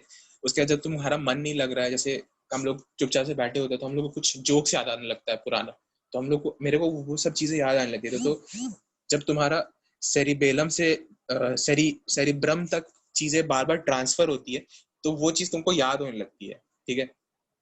तो वो चीज तुमको याद हो जाता है और मजा बहुत आता था क्लास में। और एक रेस्ट्रिक्शन था कि हमारे 180 बैच के बच्चे में ऑलमोस्ट 160 बॉयज थे और 20 गर्ल्स थी, ठीक है। 20 गर्ल्स क्या, 10 गर्ल्स थी, ठीक है, 170 गर्ल, ठीक है। तो इससे क्या होता था कि सर बोले थे, देखो, वो बोले कि देखो भाई, ये सब न्यूमोनिक्स हम बनाए हैं, तो अब थोड़ा सा एडजस्ट करके रहना पड़ेगा, क्योंकि आप सपोज कोई लेडी टीचर पढ़ाती तो उनका जो न्यूमोनिक्स होता दूसरा तरीके का होता, ठीक है। लेकिन हम लोग खैर इसी न्यूमोनिक्स को ही फॉलो करेंगे, और ये सब चीज तुमको मोस्ट वाली सर बताए होंगे मेरे ख्याल से, ठीक है। और तुम्हारे अभी करेंटली 12 और उससे पहले वाले को भी हम ही बताए थे, तो उन लोगों को तो यार बहुत मजा आया था ये सब चीज सुन के भी, क्योंकि सबको मजा आता है, पढ़ पढ़ के यार हालत खराब हो जाता है, ये सब चीज में मजा आता है, ठीक है। तो खैर हम लोग वापस आते हैं, ये छोटा बच्चा, ये बड़ा बच्चा, ये सबसे बड़ा बच्चा, ठीक है। ये वाटर मतलब हाइडलाइज किया, तो जो छोटे बच्चे होते हैं वो गर्लफ्रेंड नहीं बनाते, जो बड़े बच्चे होते हैं कुछ अच्छे होते हैं, कुछ हरामी होते हैं, तो कुछ गर्लफ्रेंड नहीं बनाते, ठीक है, कुछ गर्लफ्रेंड बनाते हैं। जो सबसे बड़े बच्चे तो हद हरामी होते हैं, वो सारे के सारे गर्लफ्रेंड बनाते हैं, ठीक है। और HF सब में कॉमन एलिमेंट की तरह से निकल रहा है, इस चीज को ध्यान में रखो बस, ठीक है। तो खैर अब आगे बढ़ते हैं। ये हो गया हमारा हाइड्रोलिसिस ऑफ ज़ेनॉन फ्लोराइड्स, ठीक है। ये हो गया कंप्लीट हाइड्रोलिसिस। एक चीज होता है पार्शियल हाइड्रोलिसिस। पार्शियल हाइड्रोलिसिस अभी नहीं बताएंगे तुम लोग को, जब तुम लोग को ज़ेनॉन फैमिली बताएंगे तब वहां पे पार्शियल हाइड्रोलिसिस भी बता देंगे। वैसे हमको पता है पार्शियल हाइड्रोलिसिस तुम लोग को हमको पहले ही बताना है, क्योंकि तब तक तुम लोग कंप्लीट नहीं हो पाएगा, क्या बोलते हैं, ऑर्गेनिक केमिस्ट्री, हमको उस समय सर बताना अभी है, आइसोमेरिज्म चल रहा है हम लोग का। नहीं हो पाएगा, हमको अभी बताना है, उस टाइम पे भी बताना है। चलो थोड़ा बताने की कोशिश करते हैं, थोड़ा सा तुम लोग भी समझने की कोशिश करो। मैकेनिज्म तो है नहीं, सब फील्ड बेस्ड चल रहा है। XCF6 हमारे पास कंपाउंड है, ठीक है। ये वाटर से रिएक्ट किया तो सबसे पहले मतलब कंप्लीट हाइड्रोलिसिस बना है XeO3, ठीक है। तो जब पार्शियल हो रहा होगा तो क्या बनाएगा, अब हम लोग को ये देखना है। तो पार्शियल के केस में सबसे पहले बनाता है XeF4O। इसको अगर अच्छे से लिखें तो ये बनाता है XeOF4। सर पार्शियल हाइड्रोलिसिस का मतलब? पार्शियल हाइड्रोलिसिस का मतलब वाटर, जैसे देखो कोई एक रिएक्शन होता है, तो सपोज उस पर्टिकुलर रिएक्शन के लिए 3 मोल वाटर मॉलिक्यूल का जरूरत था और तुम 1 मोल वाटर मॉलिक्यूल डाले, ठीक है। तो उस समय कौन सा रिएक्शन हुआ होगा, उस समय कौन सा प्रोडक्ट फॉर्म हुआ होगा, उसको बोलेंगे पार्शियल हाइड्रोलिसिस। मतलब पूरे तरीके से जो फॉर्म होना था वो नहीं हुआ। अभी सपोज जैसे XeF6 के साथ अगर हम लोग 3 मोल वाटर देते तो हमारे पास XeO3 बनता, लेकिन अभी हम लोग 1 मोल ही वाटर ऐड किए हैं इसमें, ठीक है। टाइट्रेशन अगर नहीं पता, जैसे हमारे पास एक सपोज बीकर है, ठीक है, बीकर है, यहाँ पे हमारे पास है XeF6, ठीक है। अब हम लोग ऊपर से वाटर मॉलिक्यूल्स ऐड कर रहे हैं, ठीक है, वाटर मॉलिक्यूल्स ऐड कर रहे हैं। तो हम लोग यहाँ पे वाटर मॉलिक्यूल्स ऐड कर रहे हैं, तो सपोज पहले 1 मोल वाटर मॉलिक्यूल ऐड किया तो हमारे पास ये प्रोडक्ट बना। अब इसको याद कैसे रखें, तो बहुत सिंपल है यार याद करना है इसको। एक बार थोड़ा सा तो गौर करो, एक ऑक्सीजन ऐड हो रहा है, ऑक्सीजन का चार्ज क्या होता है, -2 चार्ज आ रहा है, तो मतलब यहाँ पे 2 फ्लोरीन को हटना होगा, क्योंकि एक फ्लोरीन का चार्ज क्या होता है, -1, ठीक है। तो 2 फ्लोरीन हटेगा तभी एक ऑक्सीजन आ पाएगा, ठीक है। इतना समझ गए? Yes sir. ठीक है, इसके बाद आगे देखते हैं। अब उसी पर्टिकुलर रिएक्शन मिक्सचर में, मतलब वो जो हमारे पास टाइट्रेशन वाला था, उसमें हम लोग 1 मोल वाटर और ऐड किए, तो वहां पे जो XeF6 था वो XeOF4 में कन्वर्ट हो चुका है, ठीक है। तो यहाँ पे XeOF4 प्लस जो अगला मोल ऑफ वाटर हम लोग ऐड किए, ठीक है। तो यहाँ पे ये फॉर्म करेगा XeO2F2, 2 फ्लोरीन और हटा, 1 ऑक्सीजन और जोड़ा, ठीक है, प्लस HF तो हमारे पास रिलीज हो ही रहा है। अब उस जो रिएक्शन मिक्सचर था, वो जो टाइट्रेशन ट्यूब था हमारे पास, यहाँ पे अब XeO2F2 बन चुका है, ठीक है। अब 1 मोल वाटर हम लोग वापस से डाल रहे हैं, 1 मोल वाटर हम लोग वापस से डाल रहे हैं, तो यहाँ पे क्या रिएक्शन हो रहा है, XeO2F2 प्लस HO2, ये फॉर्म करा है हमारे पास XeO3 प्लस HF, ठीक है। 2 फ्लोरीन और हटा और 1 ऑक्सीजन और जुड़ा। अब इन तीनों को जब हम लोग ऐड करेंगे तो थोड़ा सा देखो, तुम लोग ये स्टेप हम पहले करके दिखाते हैं, फिर बताओ तुमको ये आता था कि नहीं आता था, ठीक है। अब यहाँ देखो, ये प्रोडक्ट साइड में XeF4 है, ये रिएक्टेंट साइड में, ये दोनों कैंसिल हो जाएगा। फिर यहाँ देखो, ये प्रोडक्ट साइड में XeO2F2 है, यहाँ रिएक्टेंट साइड में, ये दोनों कैंसिल हो जाएगा, ठीक है। अब यहाँ कुछ कैंसिल नहीं हो सकता, इस पूरे तीनों रिएक्शन को हम लोग ऐड कर दिए, तो यहाँ पे फॉर्म हुआ XeF6 plus 3 moles of water gives XeO3 plus 3 moles of HF। ये सब तुमको आता था काटने वाला? Yes sir. आता था। तो अब तुमको दिखा कि यहाँ पे ये जो तुम्हारा फाइनल रिएक्शन हुआ, ये हुआ कंप्लीट हाइड्रोलिसिस का, जब हम लोग 3 मोल्स ऑफ वाटर को ऐड किया, ठीक है। और ये सारे के सारे जो थे, ये रिएक्शन नंबर 1, रिएक्शन नंबर 2 और रिएक्शन नंबर 3, ये तीनों एग्जांपल थे पार्शियल हाइड्रोलिसिस के, ठीक है। तो अगर सपोज तुमको कोई ऐसे पूछे कि XeO3 XeF6 के हाइड्रोलिसिस में कौन कौन सा प्रोडक्ट आता है, तो तुमको पता है कि सारे प्रोडक्ट्स आते हैं, XeOF4 भी आता है, XeO2F2 भी आता है, XeO3 भी आता है, ठीक है। सर लेकिन 3HF नहीं बनेगा ना, क्योंकि अगर पहला वाला रिएक्शन को बैलेंस करेंगे तो लास्ट में 2HF हाँ होगा। हाँ, यहाँ 6HF आएगा, वो हम बस मतलब ऐड करने के जल्दी में बता दिए। अब इस पर्टिकुलर तीनों रिएक्शंस को भी बैलेंस करेंगे, तब तुम्हारे पास जो आएगा फाइनली, मेरे पास ये हमको याद है कि यहाँ 6HF बनता है, ठीक है। ये बैलेंसिंग तुमसे मतलब अब इस पॉइंट के ऊपर बैलेंसिंग तुमसे कोई नहीं पूछेगा, बैलेंसिंग सिर्फ तुम्हारे फिजिकल केमिस्ट्री का पार्ट है। ऑर्गेनिक और इनऑर्गेनिक में सिर्फ तुम्हारे से प्रोडक्ट पूछा जाएगा कि कौन सा प्रोडक्ट बन रहा है, बैलेंसिंग नहीं पूछा जाएगा, बस पूछा जाएगा HF बन रहा है कि नहीं बन रहा है, ठीक है, इस टाइप से। लेकिन जब ये सवाल, ये पर्टिकुलर सवाल तुम्हारे फिजिकल केमिस्ट्री में पूछा जाएगा कि मैंने इतना मोल्स इसको लिया इतना मोल्स इसको डाला तो कितना HF फॉर्म हो रहा है, तब तुमको डेफिनेटली पूरा बैलेंस करके ही बनाना है। और अगर तुम लोग इस रिएक्शन को भी बैलेंस करना चाहो तो मेरे हिसाब से तुम लोग बैलेंस इसको इसी पॉइंट पे भी कर सकते हो, इतना लिखने का भी जरूरत नहीं है, ठीक है। ठीक है, अब तुम लोग से अगर कोई ये सवाल पूछे कि XeF6 क्या क्या हाइड्रोलिसिस में प्रोडक्ट दे रहा है, तो तुमको ये चीज पता है। अगर तुमसे लिखे XeF6 plus 1 mole of O2, जब 1 मोल स्पेसिफाई करे तभी सिर्फ आंसर करना XeOF4 प्लस HF, ठीक है।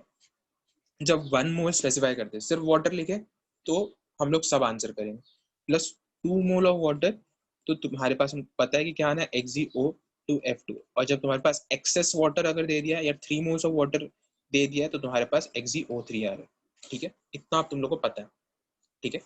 अब तुम लोग को थोड़ा सा क्वेश्चन का लैंग्वेज भी देखना होगा, वो तुम लोग को बहुत 98-99% आया हुआ है, तुम लोग को अंग्रेजी का खेल आता है, तो ठीक है। तो वो बेसिकली इंग्लिश पे तुम लोग को फंसा सकता है, लेकिन ऐसे फंसाता नहीं वो, मतलब देखो पेपर तुम्हारा प्रोफेसर सेट करेगा, IIT का प्रोफेसर, उसको इंग्लिश उतना आता नहीं है, ठीक है। वो सिंपल सिंपल बोलता है पार्शियल हाइड्रोलिसिस हो रहा है कि नहीं हो रहा है, ठीक है, तो तुम्हारा वहां पे काम हो जाएगा।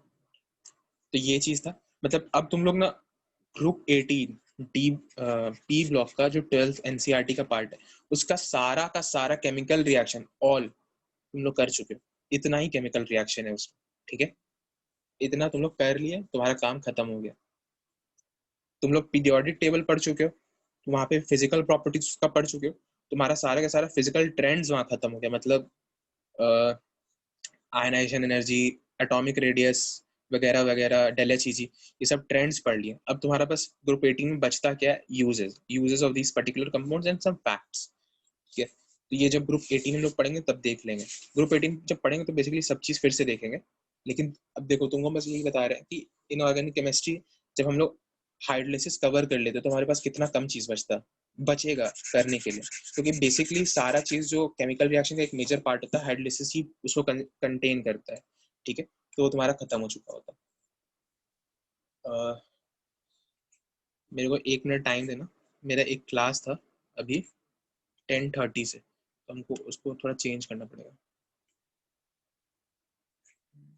ये क्लास कितने बजे तक चलेगा? 10-15 मिनट और खींचते हैं। तुम्हारा 15 से 20 मिनट लेट स्टार्ट हुआ था ना, तो 15 मिनट और खींच लेते हैं, लेकिन उससे पहले हमको थोड़ा सा इन्फॉर्म करना होगा।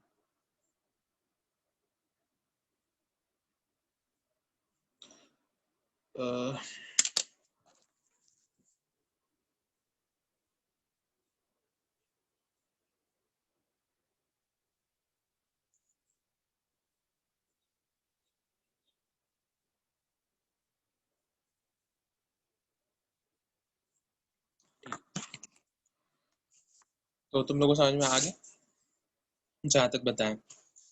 अब कोई और आसान सा रिएक्शन पहले हमको याद करने दो।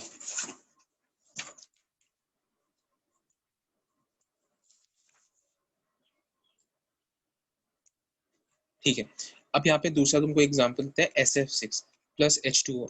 ये इसका हाइड्रोलिसिस में क्या होगा, कोई कहना चाहेगा?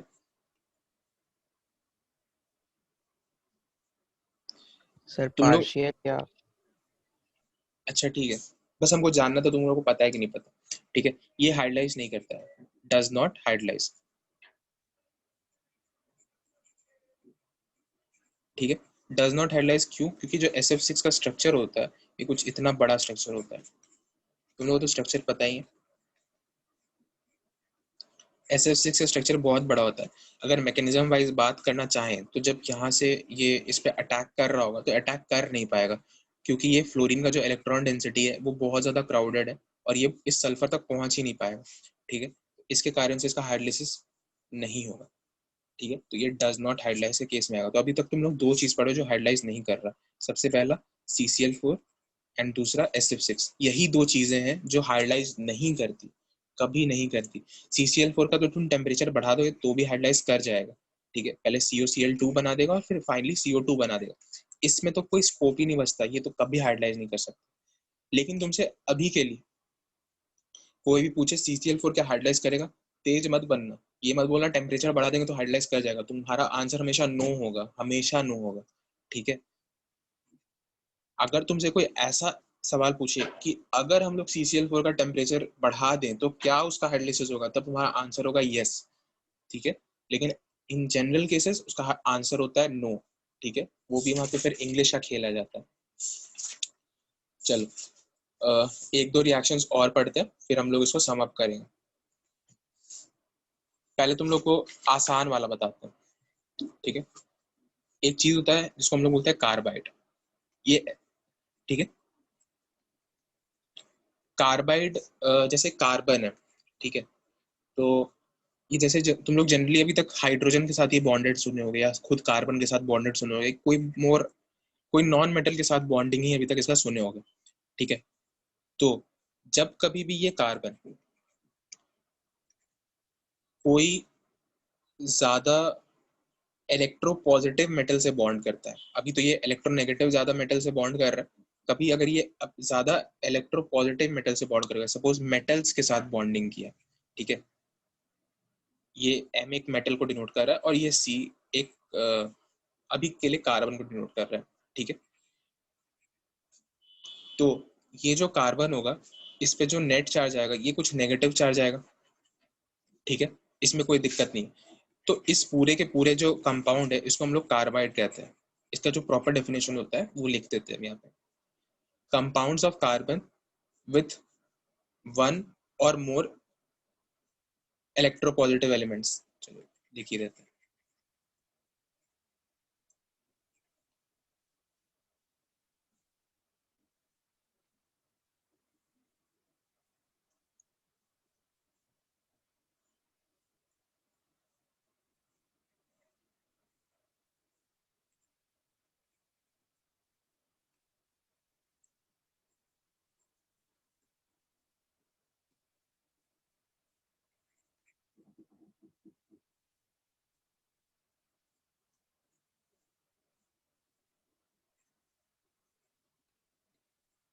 ठीक है, इसको हम लोग कार्बाइड बोलते हैं। डरने का जरूरत नहीं है, कार्बाइड बहुत आसान सा टॉपिक है, इसमें ना ही तुमको उसका स्ट्रक्चर याद रखना है, कुछ याद नहीं रखना है। एक न्यूमोनिक आएगा, उससे तुम्हारा पूरा कहानी खत्म हो जाएगा। बस अभी के लिए डेफिनेशन पता रखो, अगर कोई मेटल कार्बन के साथ बॉन्ड कर रहा है तो कार्बाइड बनेगा, बस इतना हिंदी में, ठीक है। अब कौन कौन से कार्बाइड है हमारे सिलेबस में, तो वो बताते हैं। एक है बेरिलियम का कार्बाइड, एक होता है अल्मोनियम का कार्बाइड, एक होता है कैल्शियम का कार्बाइड, एक होता है सोडियम का कार्बाइड, और एक होता है मैग्नीशियम का कार्बाइड, ठीक है। इन सब के कार्बाइड होते हैं। लास्ट पेज में चाहिए ना? हाँ ठीक है सर। ठीक है, इन सिर्फ इसी का कार्बाइड अपने कोर्स में है, ठीक है। अब बेरिलियम का जो कार्बाइड होता है, इसका स्ट्रक्चर, इसका फॉर्मूला होता है Be2C2, अल्मोनियम का Al4C3, इसका CaC2, फिर इसका Na का Na2C2 और Mg का Mg2C3, ठीक है। इसका ये जो फॉर्मूला है ना, इसको याद रखना है, इसको याद रखना है, ठीक है, कि इस कार्बाइड का फॉर्मूला क्या होता है। कहीं कहीं ये मैच कर जाता है, जैसे यहाँ पे देखो Al वाले के केस में अल्मोनियम पे +3 चार्ज होता है और एक कार्बन पे जनरली -4 का चार्ज होता है, तो यहाँ पे चार्ज एक्सचेंज हो गया, इस टाइप से बना। लेकिन वो पता है, वो उस तरीके से अगर सोचोगे ना, तो वो तुम्हारा बहुत चीज को गलत तो नहीं करेगा। चलो ठीक है, उस तरीके से भी सोच सकते हो, ठीक है, कोई फर्क नहीं आएगा। तो देखो जैसे अल्मोनियम के केस में Al का चार्ज है +3 और कार्बन का चार्ज है -4, तो यहाँ पे ये इधर गया, ये इधर गया, ठीक है। तो ये फॉर्म किया Al3C4, ठीक है। अब बेरिलियम का Al4C3 Al4C3, इतना तुम लोग समझ सकते हो, टाइपोग्राफिकल एरर। बेरिलियम का चार्ज क्या होता है? +2 +2, और कार्बन का चार्ज है यहाँ पे -4, ठीक है। तो यहाँ पे एक्सचेंज किया, तो यहाँ पे क्या फॉर्म किया, यहाँ Be2C2 है। तुम लोग थोड़ा सा कुछ तो बोलो, Be2C2 कैसे फॉर्म कर सकता है ऐसे? चलो ठीक है, यहाँ पे 4 आया, यहाँ 2 आया, लेकिन तुमको पता है कि इसके जो सिंपलेस्ट रेशियोज होता है उसमें ये फॉर्म करता है, तो इसलिए B2C1। सर मैम क्या क्या है, कि फिर से रिपीट करें? नहीं समझ में आया तो समझ गए सर। समझ गए, ठीक है। वो पता है तुमको कि यहाँ पे 4 डायरेक्टली नहीं ले जा सकते, उतना तुम लोग को ये खेल पता है आयनिक कंपाउंड फॉर्म करने का। जैसे सर फिर तो Ca2C होगा ना? ये Ca2C नहीं होगा। क्यों नहीं होगा वही हम तुमको कह रहे थे, क्यों नहीं होगा वो बता देता हूँ।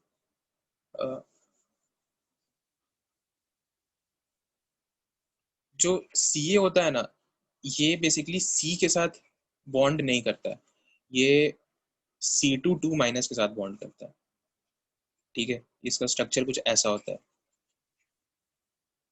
ठीक है, इसके साथ ये बॉन्ड करता है। अब इसके बाद जो Na है, Na+, ये भी इसी के साथ बॉन्ड करता है, ठीक है, तो इसीलिए Na2C2 बनाता है, ठीक है।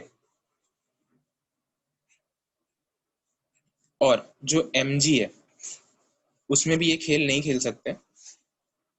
जो Mg होता है, Mg भी 2+ होता है, और ये बेसिकली C3 4- के साथ बॉन्ड करता है, ठीक है।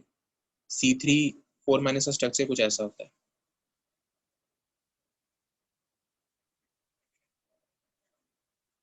ये स्ट्रक्चर एक बार आज बनाने का कोशिश करना, हमको नहीं लगता कोई डाउट आएगा तुमको, क्योंकि देखो ये जो कार्बन है इसका 3 वैलेंसीज फ्री है, तो इसीलिए -3 का चार्ज दे दिया, और इसका 1 वैलेंसी फ्री है, तो इसलिए -1 का चार्ज दे दिया। अब इसका जब रिएक्शन होगा तो ये Mg2C3 फॉर्म करेगा, ठीक है।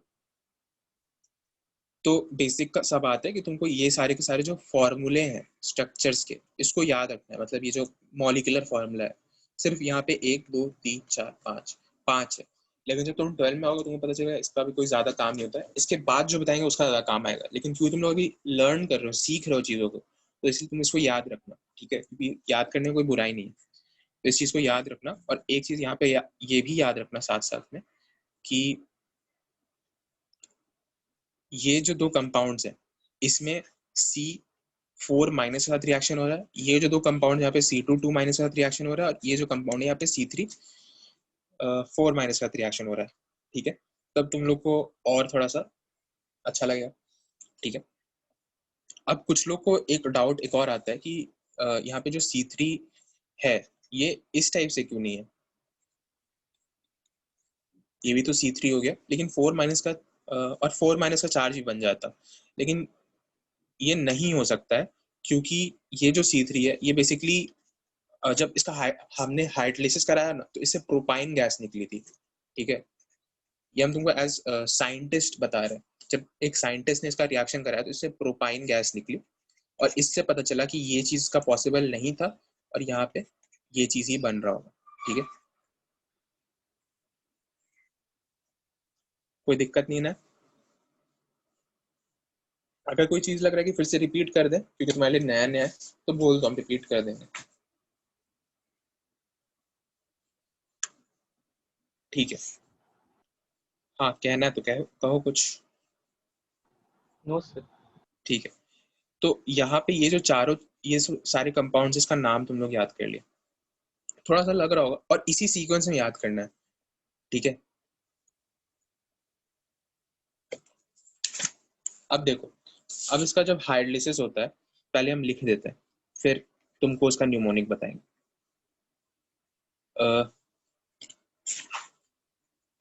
De2C जब ये वाटर से रिएक्ट करता है, ठीक है, ये फिर अल्मोनियम जब वाटर से रिएक्ट करता है, ये इसके बाद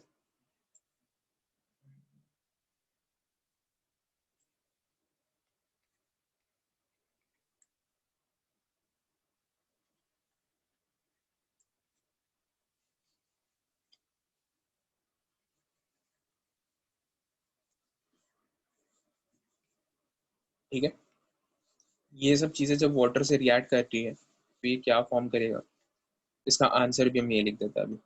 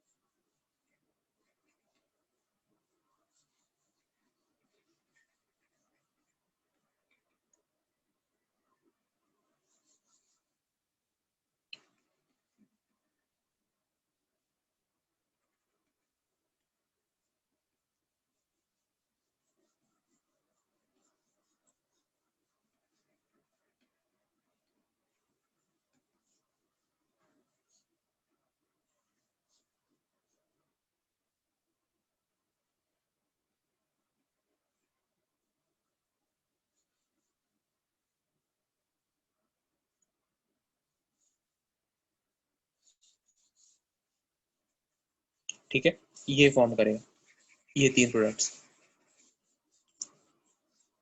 ठीक है, अगर चाहो इसको अब समझने का 2 तरीका तुमको बता रहे हैं। ठीक है, अगर चाहो तो तुम यहाँ पे ये प्लस माइनस वाला खेल खेल सकते हो। फॉर एग्जाम्पल, तुमको पता है कि BE2C किस चीज से बना है, तो तुमको पता है कि यहाँ पे BE+2 से बना और C4- से बना है, तो यहाँ पे H+ और OH- लगा के हम लोग इस रिजल्ट तक पहुंच सकते हैं। यहाँ पे CH4 बन जाएगा और OH- के साथ BHOH होल ट्वाइस बन जाएगा।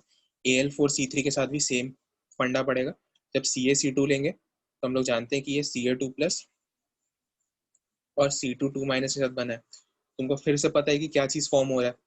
ठीक है, C2 जब H+ के साथ रिएक्ट करेगा तो C2H2 फॉर्म करेगा और OH- जब इसके साथ रिएक्ट करेगा तो CH होल ट्वाइस फॉर्म करेगा।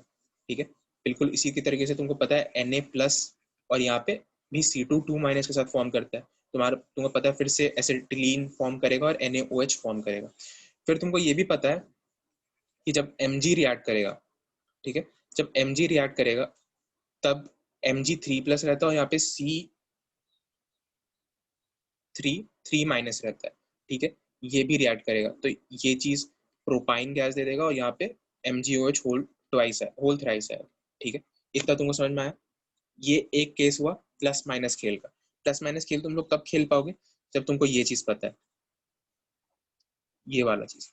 ठीक है, ये वाला चीज पता, तुम सर ये डायरेक्ट। ऑर्डर में कैसे याद रखेंगे? BEALCA ऑर्डर हाँ, में तो है नहीं कुछ। बता रहे।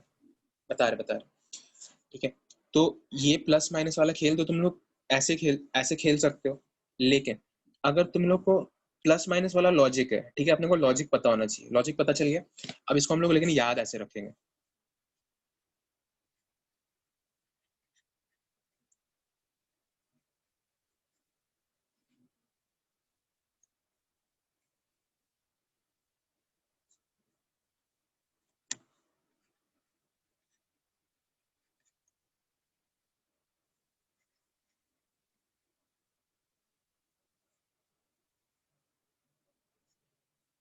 ठीक है, इसको एक बार पढ़ के देखो।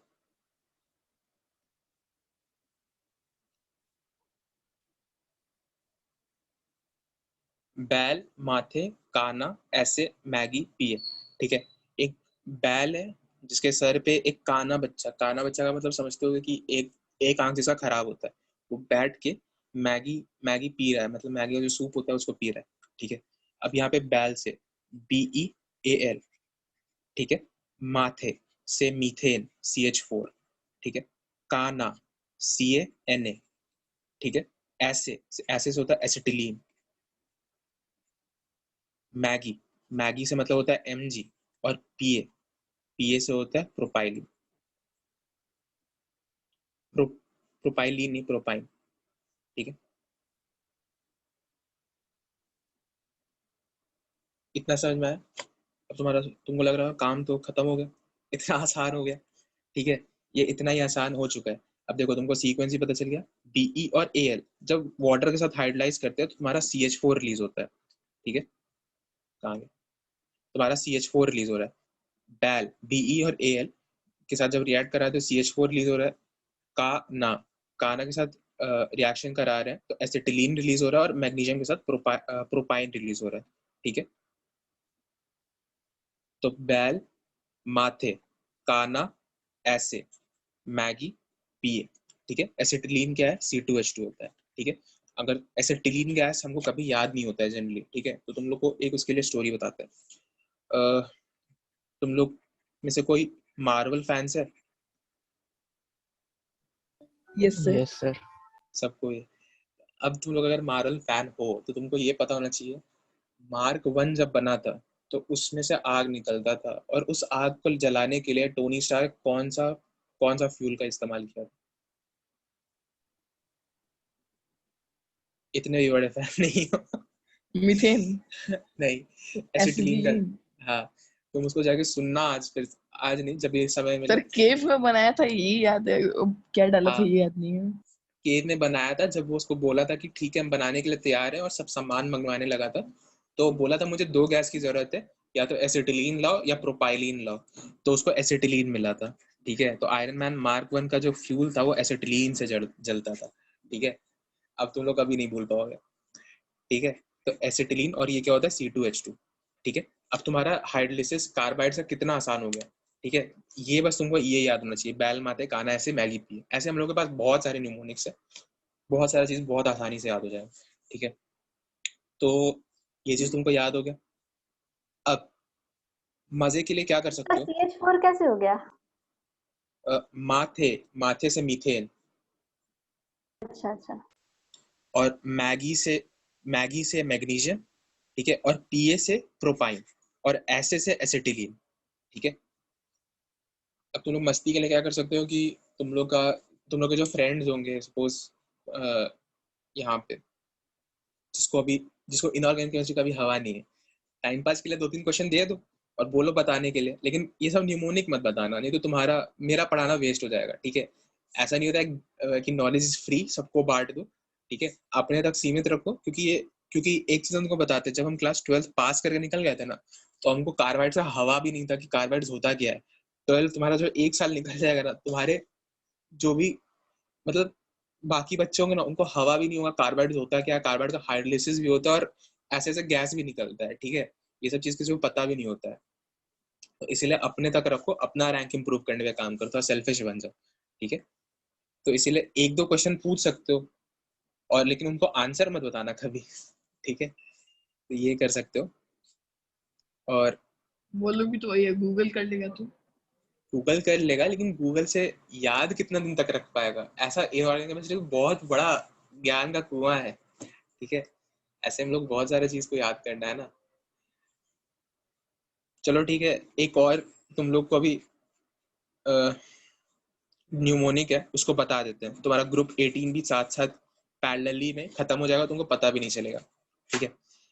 तुम लोग जब पीरियोडिक टेबल पढ़े होगे तो तुम लोग सुने होगे कि जो आखिरी 7th पीरियड एलिमेंट्स है वो अभी तक खोजा नहीं गया है, उसके लिए मैंडलीव ने जगह छोड़ा है, और मैंडलीव उसके बाद भगवान बन गया था, ऐसा कुछ सुना है? Yes sir. हाँ, तो ये जो है एक अच्छी बात ये है कि वो सारे जो एलिमेंट्स थे वो खोजा चुके हैं, मतलब वो सब की खोज हो चुकी है।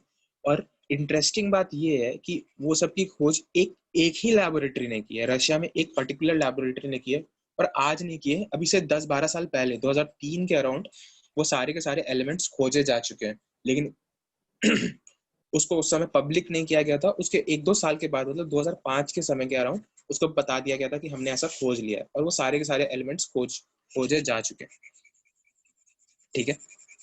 अब यहाँ पे जैसे कौन कौन से एलिमेंट्स होते हैं, तो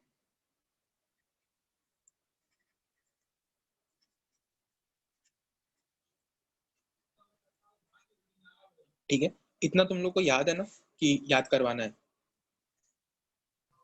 है याद। याद है सर। है याद, ठीक है। तो इसके आखिरी में एक और ऐड कर लो, OG।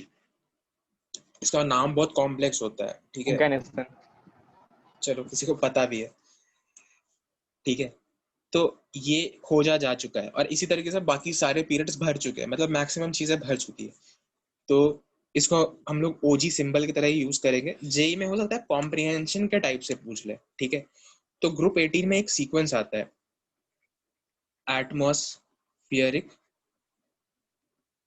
अबंडेंस, क्योंकि एटमॉस्फेयर में क्या होता है, गैसेस होता है, तो ये सारे ही गैसेस होंगे, और भी कुछ गैसेस होंगे, जैसे ऑक्सीजन होगा, नाइट्रोजन होगा, जितने भी गैसेस है, CO2 होगा, ये सारे गैसेस होंगे, ठीक है। लेकिन होगा तो यही गैस। अब एटमॉस्फेयर में कौन सा किस प्रपोर्शन में प्रेजेंट है, ये तो हम लोग को याद रखना है। अब कोई इसको याद नॉर्मली रखेगा, हम लोग नॉर्मल गाना के तरीके से याद रखेंगे, ठीक है, अपना काम ज्यादा आसान हो। तो तुम लोग बताओ कि इन सारे गैसेस में, एटमॉस्फेयर में तुमको क्या लगता है सबसे ज्यादा क्या प्रेजेंट होगा? एक तुक्का जनरल गैस कोई भी कर सकता है। आर्गन। कोई बोल रहा है आर्गन, ठीक है, और कोई? आर्गन ही होना चाहिए। ये भी है, आर्गन ही होना चाहिए। नाइट्रोजन। अबे तुम लोग वो सवाल सुने हो कि what is the average molecular weight of air? 29.9 या 29 आता आंसर। यस। तो उस एवरेज मॉलिक्यूलर वेट ने मॉलिक्यूलर वेट आर्गन का लेके निकाले थे या ऑक्सीजन और नाइट्रोजन का लेके निकाले थे? सर आप Nitrogen. वो ग्रुप लिस्ट 18 में बोले कि उसमें से पूछे ना।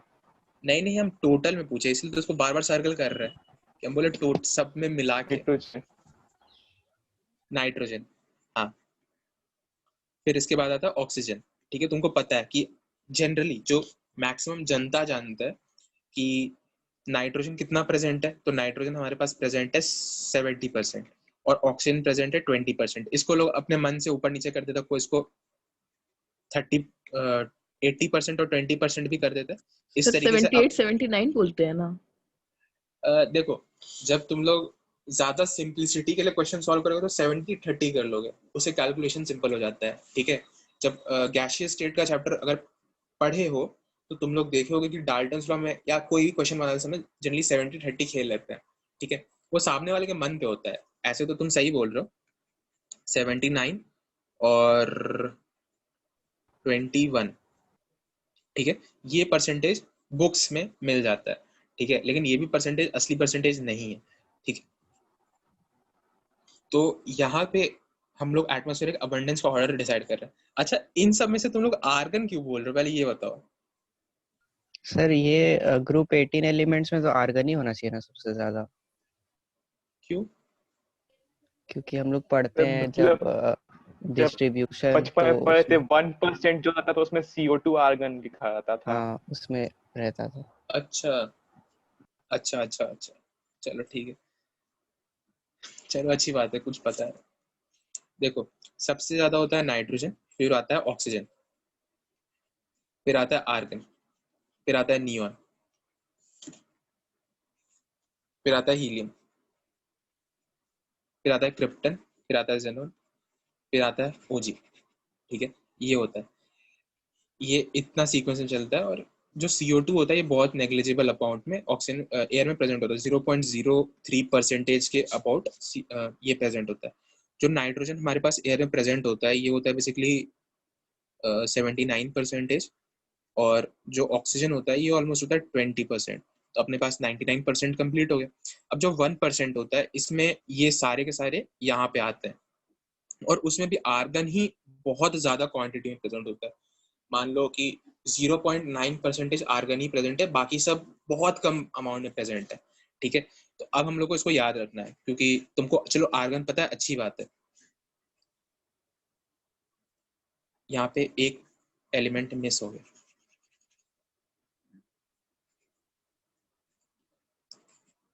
ठीक है,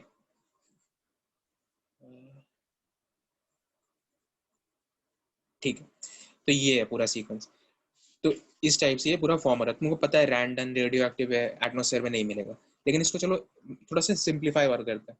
ठीक है, ताकि याद रहे।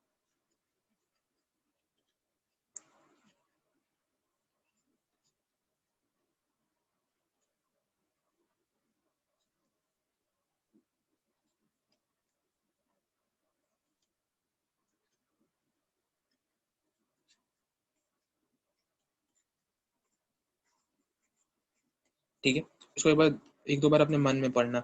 और नहीं है कर्जे रहने दे औगी।